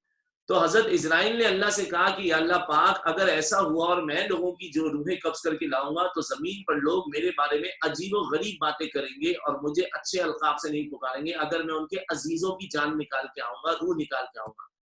तो अल्लाह ने कहा कि इजराइल, ऐसा हरगिज नहीं होगा, क्योंकि मैं लोगों की अमवात के साथ ऐसे ऐसे रीजंस कनेक्ट कर दूंगा कि लोग उन रीजंस पे ही बात करते रह जाएंगे, और कभी भी वो लोग जो है वो तुम्हें बुरा भला नहीं कहेंगे। तो वो कल हमने एक डेथ की न्यूज सुनी, हमारी वाइफ जो है, उनकी जो फ्रेंड है, उनके वालिद साहब कोविड से जो है कल फौत हो गए। अब आपसे कोई पूछता है कि कोई फौत हो गया, क्या हुआ था? एक्सीडेंट हो गया था, क्या हुआ था? केले के छिलके पे पाँव आ गया था, क्या हुआ था? बहुत बुखार था, क्या हुआ था? बस ऐसे ही सोते सोते फौत हो गए। कभी रीजन नहीं मिलता, लोग कहते क्या हुआ था, तो आगे जवाब देते पता नहीं, जबकि असली जवाब ये है क्या हुआ, फौतगी कैसे हुई? इजराइल आए थे, कल रात को रूह कब्ज़ के ले गए। एक हदीस में है कि जिस घर में फौतगी होती है उस घर के बाहर इस्राइल इस्लाम अगले दिन बैठे रहते हैं, और जब लोग वहां पर आते हैं अयादत वगैरह के लिए, और लोग आते हैं वहां पर जो है वो फैमिलीज को कंसोल करने के लिए, तो इजराइल उसी घर के बाहर बैठे होते हैं, और इजराइल अलैहिस्सलाम जो है वो ऐलान करते हैं, खुदा की कसम मैं तब तक इस घर में आता रहूंगा जब तक इस घर के एक एक फर्द की मैं रूह कब्ज ना कर लूं।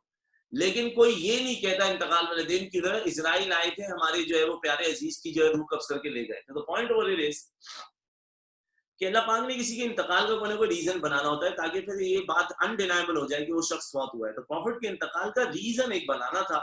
जहां अल्लाह पाक ने हुजूर को कई हजार बार बचाया या कई 100 बार बचाया, तो यहाँ भी अल्लाह पाक ने बचाया ही है, बस एक बहाना ताकि इंसान को तसल्ली हो जाए। Muhammad was no more than the messenger of Allah and many were the prophets who died before him. तो हजरत मोहम्मद सल्लल्लाहु अलैहि वसल्लम एक मॉर्टल फौत हुए, और उसकी वजह जहर, और जहर से बुखार, और बुखार की शिद्दत से आपका इंतकाल किया। प्रॉफिट ने खुद बताया, Aisha I still feel the painful effects of the poison I tasted at Khaybar, I feel death is approaching me. तो लिखें पॉइंट बी, हजरत मत लिख देना, ये ज़ैनब बिनते हारिस यहूदिया है जिसने हजरत मोहम्मद सल्लल्लाहु अलैहि वसल्लम को जहर देने की कोशिश की। Zainab bint Haris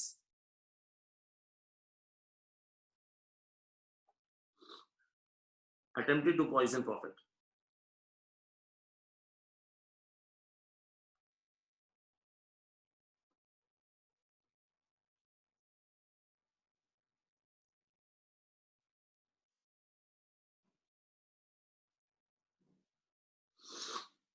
Prophet and his companions.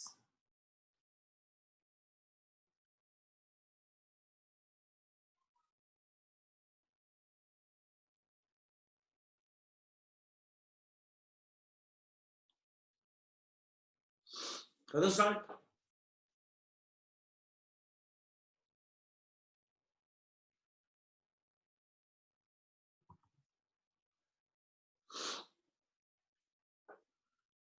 पिछला टॉपिक देख लो भाई। ट्रीटी ऑफ हुदैबिया में कुरैश का हमसे वादा हुआ कि Muslim will return this year without umrah, ये पहली क्लॉज थी। दूसरी क्लॉज ये थी कि Muslims will come again next year unarmed to perform umrah and they will come and visit Mecca for 3 days। तो 6 AH की जिलकद में वादा होता है कि मुसलमान 7 AH की जिलकद में आके जो है वो उमरा परफॉर्म करेंगे। तो ट्रीटी ऑफ हुदैबिया का ये पार्ट था, ये हमने एक वादा किया हुआ था, वहां ट्रीटी को ऑनर करते हैं, वादे नहीं तोड़ते। तो हजरत मोहम्मद सल्लल्लाहु अलैहि वसल्लम जो है वो 1 साल बाद, पहले हमने 6 AH में ये वादा किया था, तो हम 7 AH में उम्रा करने जा रहे हैं। लास्ट टाइम भी हम जिलकत में गए थे, इस बार भी हम जिलकत में के महीने में ही जा रहे हैं। और पिछली बार प्रॉफिट अल कस्वा पर सवार थे ऊँटनी पे, इस बार भी प्रॉफिट अल कस्वा पर ही है। प्रॉफिट को लास्ट टाइम हजरत उम्मे सलामा ने कंपनी किया, अब भी उम्मे सलामा ही आपके साथ हैं। लास्ट टाइम हम लोग 1400 सहाबाज गए थे, इस बार सहाबा जो गए वो 2000, क्योंकि इस साल उम्रा यकीनी है, क्योंकि ये वादे का हिस्सा है। सो हजरत मोहम्मद सल्लल्लाहु अलैहि वसल्लम 2000 सहाबा के साथ गए। लास्ट ईयर हमने 70 कैमल्स लेके गए थे सैक्रिफाइस करने, इस बार हम 60 कैमल्स लेके जा रहे हैं। और when we left the city of Medina for Makkah to perform Umrah, हम लोग जो है वो हजरत मोहम्मद सल्लल्लाहु अलैहि वसल्लम हम लोग पहुंचे एक जगह पे, उस जगह का नाम था जुल हुलैफा, जो कि मीकात है। और यहाँ पर profit peace upon him and सहाबा दे टुक गुस्ल, they use miswak and fragrance, they put on ihram, they intended for umrah। और यहाँ हमने 60 कैमल्स को, ये 60 कैमल्स को हमने गार्डलैंड किया, उनको टैग किया, माला शाले पहनाई कि ये जानवर अब जो है वो कुर्बानी के लिए मखसूस है। अब एक गड़बड़ हो गई, वो गड़बड़ ये कि आपने वादा किया था कि Muslim will come again next year to perform umrah. With arms आएंगे मुसलमान या अनआर्म्ड आएंगे? मुसलमान विद आर्म्स आएंगे या विदाउट आर्म्स आएंगे? अनआर्म्ड आएंगे। लेकिन प्रॉफिट और उनके सहाबा बहुत सारे कैमल्स में आर्म्स लेकर गए थे। अगर हम आर्म्स लेके चले गए तो वादा तो टूट जाएगा, और मुसलमान तो वादे नहीं तोड़ते। तो सरखुरम ये क्या गड़बड़ हो रही है, इस गड़बड़ को समझ लेना। अगर हम लोग आर्म्स लेके नहीं गए तो कुरैश हमारे साथ बदतमीजी कर सकते हैं, तो हमें अपनी कोई ना कोई इंश्योरेंस साथ लेके जानी है। तो ये काबे के आसपास जो हुदूद है, इसको बोलते हैं हुदूद हरम। जिसमें ब्लडशेड हराम था है और क़यामत तक रहेगा। ये 9 माइल्स का एक डायमीटर है। तो हमने कुरैश से जो प्रॉमिस किया था वो ये कि हम हरम की हुदूद के अंदर आर्म्स लेकर नहीं आएंगे। तो प्रॉफिट मोहम्मद सल्लल्लाहु अलैहि वसल्लम ने जो 2000 सहाबा को लेके गए, यहाँ पर 200 सहाबा के साथ प्रॉफिट ने आर्म्स को छोड़ा और फिर प्रॉफिट हरम की हुदूद में दाखिल हुए। तो हम आर्म्स लेकर गए थे, पर आर्म्स हम इसी लेके गए कि अगर कुरैश बदतमीजी पे उतरे तो हमारे पास कोई बैकअप प्लान या प्लान बी होना चाहिए। वो ये कि अगर हम पे हमला हो गया, क्योंकि कुरैश तो दुश्मन थे, वो ट्रीटी भी वायलेट कर सकते थे, तो हम भागते हुए अपने आर्म्स लेकर आएंगे और फिर उसके बाद जंग करेंगे। जंग भी होगी हरम के हुदूद के बाद, जो हरम के हुदूद में जंग नहीं हो सकती। सो हम आर्म्स लेके गए, पर हम सिटी ऑफ मक्का के अंदर, हुदूद हरम के अंदर आर्म्स लेकर नहीं आए। 200 गार्ड्स के साथ प्रॉफिट की हम जो है वो 1800 सहाबा को लेके प्रॉफिट जब मक्का पहुंचे, Quraysh vacated the city for 3 days।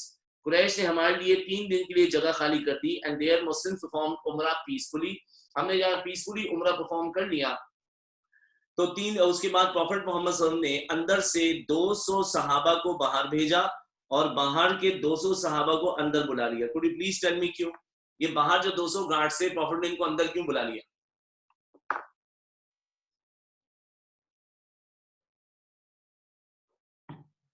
तो जो अंदर उमरा कर चुके थे उनमें से 200 को बोला आप लोग बाहर चले जाओ, और जो बाहर 200 थे उनको अंदर बुला लिया ताकि वो लोग भी उमरा कर सकें। अब उमरा तो 3-4 घंटे में हो जाता है। मुसलमान तो यहाँ पर, अल्लाह आपका भला करे, मुसलमान यहाँ पर स्टे कर रहे थे तकरीबन जो है वो 3 दिन का। तो यहाँ पर मुसलमान उमरा परफॉर्म करते हुए एक स्टोरी हो गई, इसको हम स्टोरी बोलते हैं, story of ramal. So Muslims when they were doing tawaf around the building of Kaaba, तो मुसलमान अपनी सहूलत के हिसाब से आराम आराम से चल रहे थे। तो मुसलमान जब स्लोली अपने हिसाब से वॉक कर रहे थे, कुरैश ने मुसलमानों को टॉन्ट मारा। Then Muslims have been affected by the fever of Medina and their tawafs have become lazy and lousy. अब मुसलमानों के तवाफ इतने एंथुसियास्टिक नहीं रहे जितने एंथुसियास्टिक उनके तवाफ थे when they used to live in the city of Mecca. So Quraysh हमें ताना मारा कि हमारे तवाफ लेजी और लाउजी हैं। जब हमें ये ताना पड़ा तो हजरत मोहम्मद सल्लल्लाहु अलैहि वसल्लम को सहाबा ने बोला कि कुरैश हमें लेजी राउंड्स की जो है वो टॉन्ट मार रहे हैं। तो प्रॉफिट ने अपने सहाबा को बोला ठीक है, to answer their taunts you guys need to do what in the first 3 rounds out of 7 rounds of tawaf. 7 जो चक्कर लगाते हैं तवाफ में, उसमें पहले 3 राउंड्स में you need to walk briskly.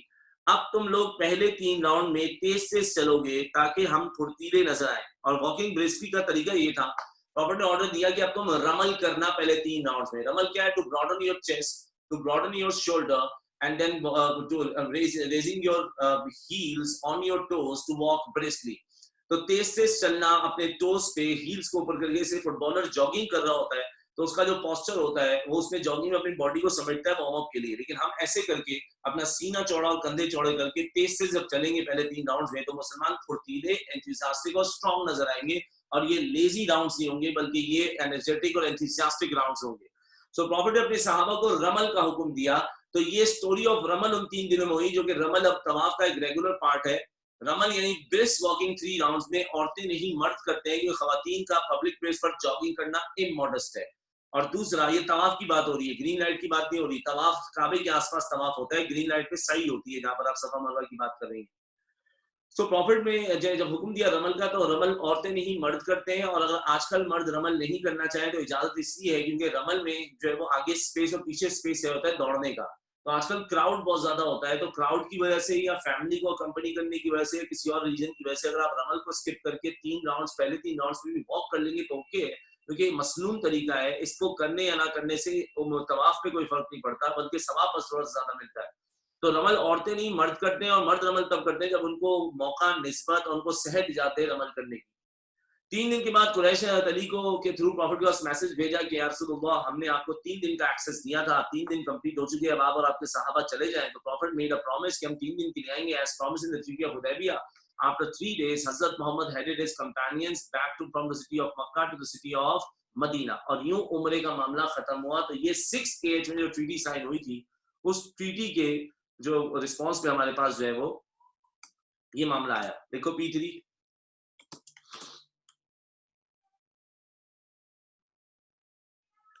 in 7AH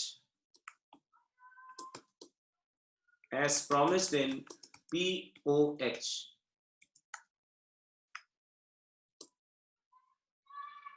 Muslims went to Makkah to offer Umrah. In 7AH as promised in POH, Muslims went to Makkah to offer Umrah. To offer Umrah. महीना था जिलकद, ऊँटनी थी अल-कस्वा, सहाबा थे 2000, profit को company किया उनकी wife ने हजरत उम्मे सलामा।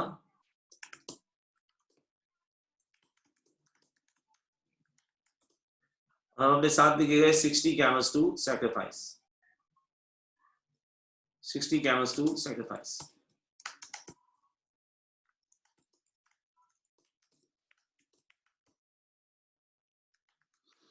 मुस्लिम stopped at जुल हुलैफा, वहां पर एहराम, गुस्ल, इंटेंशन एंड गार्लैंडिंग एनिमल्स एक्सेट्रा हुआ।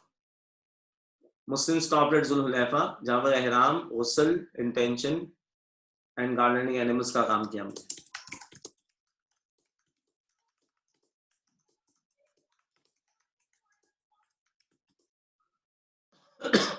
Muslims carried arms with them but left them outside Haram with 200 guards.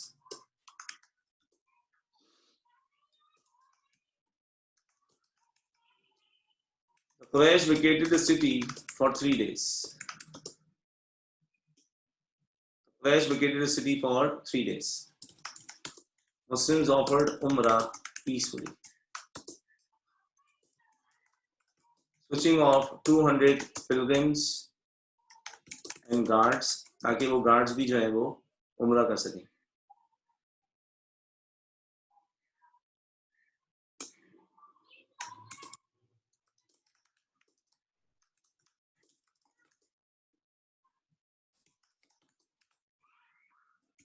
Quraysh told Muslims about lazy rounds of Kaaba. नीचे लिखते हैं discuss the story concerning Ramal. Discuss the story concerning Ramal. After 3 days, the Quraysh sent message through Hazrat Ali to Prophet peace upon him to leave Makkah. After 3 days, the Quraysh sent message through Hazrat Ali to Prophet peace upon him to leave Makkah. As promised, Prophet peace upon him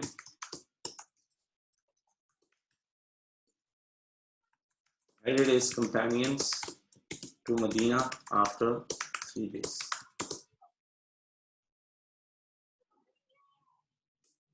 After 3 days.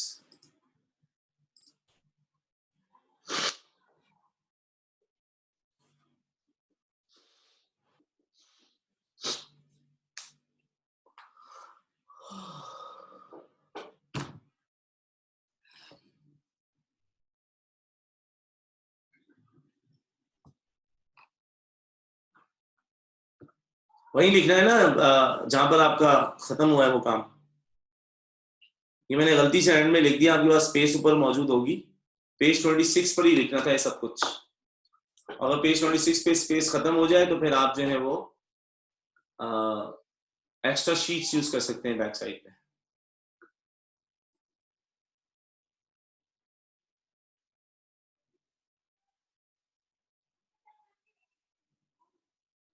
ये रहा जी point number 36। Page 27 पे लिखना था यार Abdul Rafe, क्या कर रहा है। पेज 27 पे बिल्कुल नहीं लिखना था, वहां पूरी बैटल ऑफ मुता लिखनी है एक ही जगह पे फंसा फंसा के। जी आज बैकअप क्लास भी होगी और आज बैकअप का टॉपिक होगा इजमा।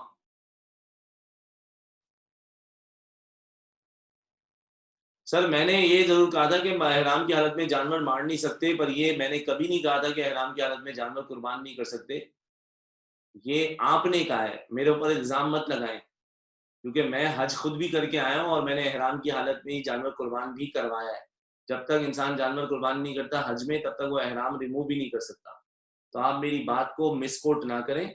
मैंने कहा एहराम की हालत में एनिमल्स या इंसेक्ट्स की किलिंग नहीं हो सकती। मैंने सैक्रिफाइसिंग और ज़बीहा या नहर की बात की ही नहीं।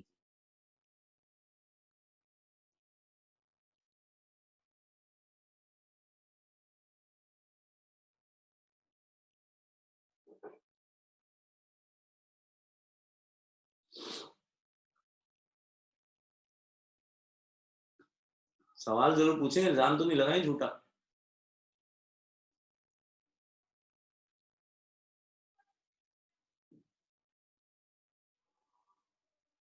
एहराम के देखिए आपके आज आपको सवाल बहुत सारे पूछे हैं, लेकिन कोई सवाल पूछा है अबू सुफियान ने इस्लाम कबूल किया, ये कौन कौन सा मक्का का क्वेश्चन है।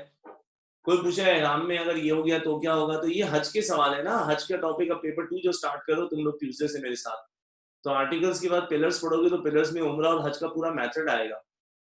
और हज की तो मेरे ख्याल से 4 क्लासेस होती हैं, एक्स्ट्रा क्लासेस में 3 या 4 क्लासेस में हज खत्म होता है। तो सर ये तो वहां के सवाल है, अभी आप ये बता दें खैबर में और इसमें आपको क्या समझ नहीं है। पीओएस का मतलब है pact of Hudaybiyyah. Extra classes की रिकॉर्डिंग शेयर करने की जरूरत नहीं है, क्योंकि ऑलरेडी एक्स्ट्रा क्लासेस वाले टॉपिक्स जो हैं वो शेयर्ड हैं। Mutah and Khaybar combined 10 marks में 3 बार असेस हो चुके हैं, लेकिन मुता 10 मार्क्स की अलग से असेस नहीं हुई और खैबर 10 मार्क्स का अलग से असेस नहीं हुआ। रेहान हो सकता है आपने ये सुना हो, लेकिन मैंने कभी नहीं सुना मजहब के बारे में। ये जरूर मशहूर है कि वो स्ट्रांग आदमी था, लेकिन 200 लोगों के बराबर में ताकत थी, हमने तो कहीं नहीं पढ़ा।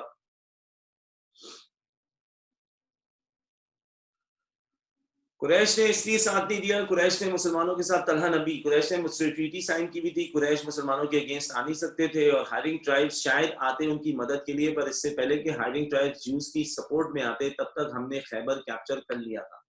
तो हायरिंग ट्राइब्स ऐसे तो नहीं है कि वो मोटरसाइकिल में हेलीकॉप्टर में बैठ के फास्ट एंड फ्यूरियस की तरह अटैक कर देंगे वो। तो हायरिंग ट्राइब्स के आने से पहले पहले हमने मदीना इन्वेड कर लिया।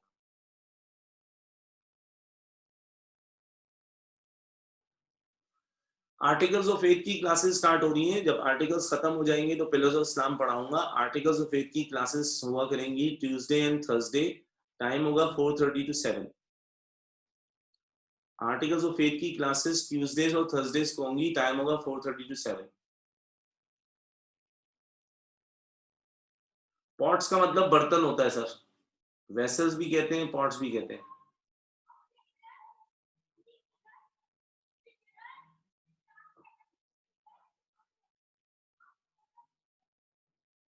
No, not right after Khyber.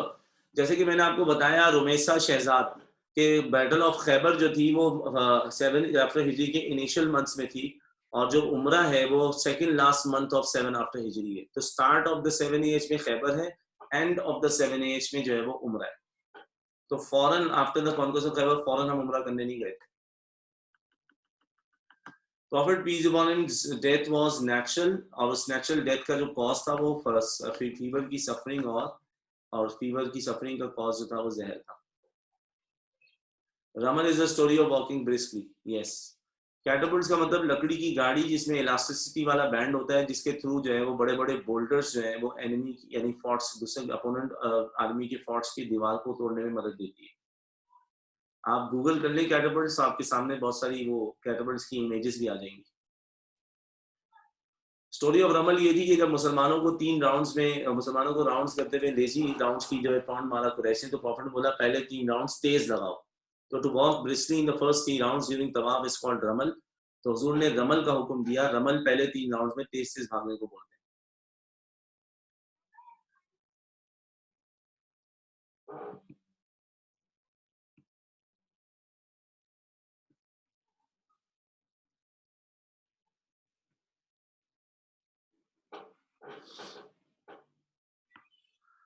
By mistake अगर कोई कीड़ा मकोड़ा मार दे तो एहराम की हालत में कोई फर्क नहीं पड़ता।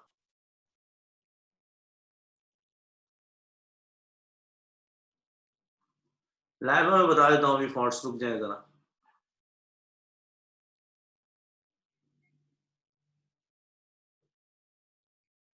गार्लैंडिंग का मतलब होता है एनिमल्स को टैग करना, उन पे निशानी लगाना। वैसे उर्दू में बोलते हैं किसी चीज को माला पहनाना।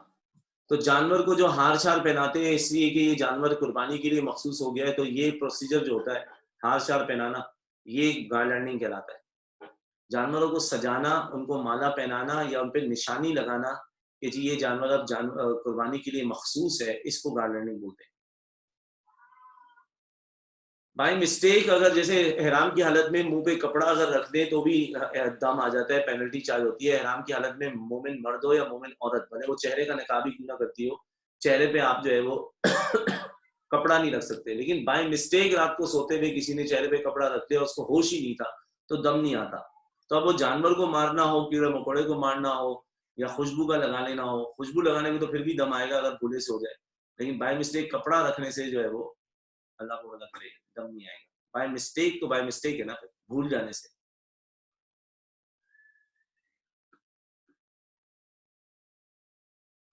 ट्यूसडे एंड थर्सडे की टाइमिंग है 4:30 to 7। बस प्रॉफिट वाज इंस्पायर्ड बाय अल्लाह कि अब आप मोमिन मर्दों और औरतों से कह दें कि अब गधे और खच्चर का गोश्त ना खाएं क्योंकि अल्लाह को नापसंद है। बस अल्लाह ने कुछ चीजें हलाल रखी, कुछ चीजें हराम। अब इसमें कोई रीजन की जरूरत नहीं है। अल्लाह ने सूअर खाने से मना कर दिया, अल्लाह का हुक्म था। अल्लाह ने गाय खाना हलाल कर दिया, अल्लाह का हुक्म था। अल्लाह ने पहले शराब अलाउ की हुई थी, बाद में अल्लाह ने प्रोहिबिटेड कर दिया, अल्लाह का हुक्म है। तो ये रीजन मोर देन इनफ होता है कि जब अल्लाह किसी चीज को हराम कर दे तो ये काफी है बात। जिन लोगों को अभी तक वन ड्राइव का एक्सेस नहीं मिला, उनको कल से एक्सेस मिलना शुरू होगा जब हमारे आईटी हेड कल आप लोग को ऐड करेंगे।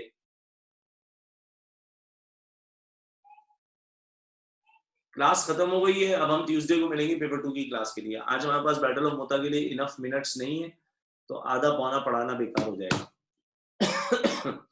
तो अपना ख्याल रखें। बैकअप क्लास थोड़ी देर में स्टार्ट होगी, तब तक मैं रोहान से खेल लेता हूँ जाके। और बैकअप क्लास टॉपिक इजमा है।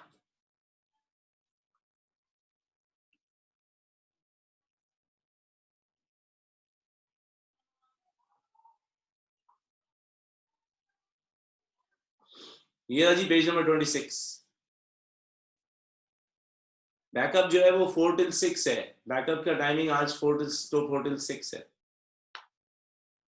पिलर्स आर्टिकल्स की बात पढ़ाऊंगा, अभी मैंने इसे वो पढ़ाए हैं आर्टिकल्स ऑफ फेथ। वो कोई बच्चा पूछा था फॉर्ट दोबारा बता दें। तो जब प्रॉफिट मोहम्मद सल्लल्लाहु अलैहि वसल्लम खैबर गए तो खैबर में हमारे पास फोर्ट्स हैं बहुत सारे। पहले हैं नईम, साब और जुबैर, इसको एरिया को बोलते हैं नाता। उबैया और निजार इस एरिया को बोलते हैं अशाक। और कामूस, वती और सुलालीम जो फोर्ट्स थे इनको बोलते हैं अलकातबा। मदीना से 70 माइल्स की डिस्टेंस पे जगह खैबर थी, किसी जगह पे बहुत सारे फोर्ट्स होंगे, उसको खैबर बोलेंगे। और ये 3 वजह से पॉपुलर थी, क्योंकि यहाँ पर ज्यूइश ट्राइब बनु नजीर रहता था, क्योंकि यहाँ गार्डन एंड ऑर्चर्ड्स थे, तो यहाँ पर बहुत ज्यादा जो है वो फ्रूट प्रोडक्शन होता था। और तीसरा यहाँ इनडिस्ट्रक्टेबल फोर्ट्स थे जिनका नाम था निजार और कामूस। इन फोर्ट्स को क्या माना जाता था, कोई इनको कैप्चर नहीं कर सकता, इनका डिफेंस स्ट्रॉन्गर देन स्ट्रॉन्गेस्ट था। ये लाइबा अंसार ने पूछा था तो मैंने जवाब दे दिया।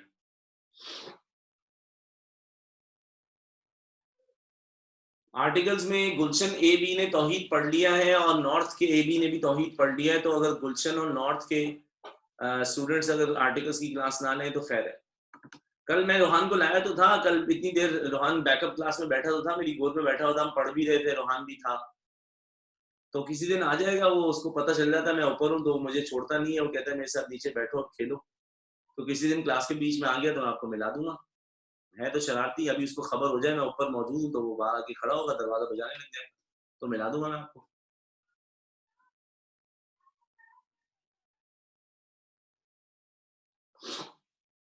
विकेरियर सिटी का मतलब ये कि जहां जहां मुसलमान उम्रा कर रहे थे वहां वहां तो चलते फिरते किसी की मुलाकात हो गई कुरैश से, या कोई कुरैश वहां पर अगर वो उम्रा कर रहे हैं तो कुरैश भी तो उम्रा कर सकते हैं। तो उन्होंने ताना दे दिया मुसलमानों को। जी बहुत सारे स्टूडेंट्स के पास एक्सेस नहीं है, उनको एक्सेस कल से मिलना शुरू होगा। हमारे आईटी हेड साहब कल से एक्सेस देंगे। आप लोग का जो ईमेल एड्रेस रजिस्टर्ड है जूम क्लास के लिए, हम जो है उसी ईमेल एड्रेस पे आपको वो भेज देंगे। अल्लाह को भला करे, लिंक भेजेंगे जिससे आपको वन ड्राइव का एक्सेस मिल जाएगा। रोहान को मैं ऊपर नहीं, मैं नीचे जा रहा हूँ। वो ऊपर अगर आ गए तो मुझे नेक्स्ट बैकअप क्लास नहीं लेने देगा, तो अभी तो मुझे नीचे जाना पड़ेगा रोहान को लेने, उससे खेलने। मैं ट्यूसडे को तौहीद पढ़ा रहा हूँ, तो गुलशन ए बी और नॉर्थ सी डी ने तौहीद पढ़ लिया है, तो वो अगर बैकअप की फर्स्ट ट्यूसडे वाली क्लास नहीं भी लें तो खैर है, क्योंकि वो पढ़ चुके हैं। बाकी सबको वाली क्लास लेनी होगी। और थर्सडे की जो हमारी बैकअप बोल रहा हूँ एक्स्ट्रा क्लास, और थर्सडे की जो पेपर 2 की एक्स्ट्रा क्लास होगी उसमें तो Gulshan A B, north C D, सब नॉर्थ ए बी सब लोग मौजूद होंगे, क्योंकि उसमें मैं शिर्क और लास्ट डे पढ़ाऊंगा, और वो टॉपिक जो है वो सब लोगों ने नहीं कवर किए हुए।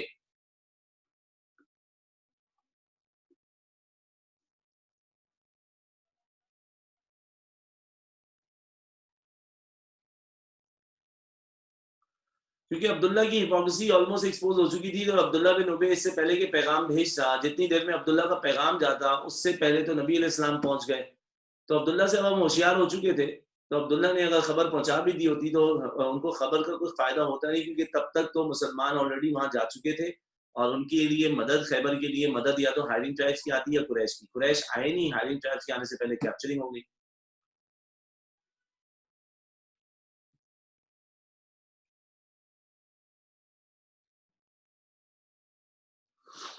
ये है जी पॉइंट्स बिफोर पॉइंट नंबर 6।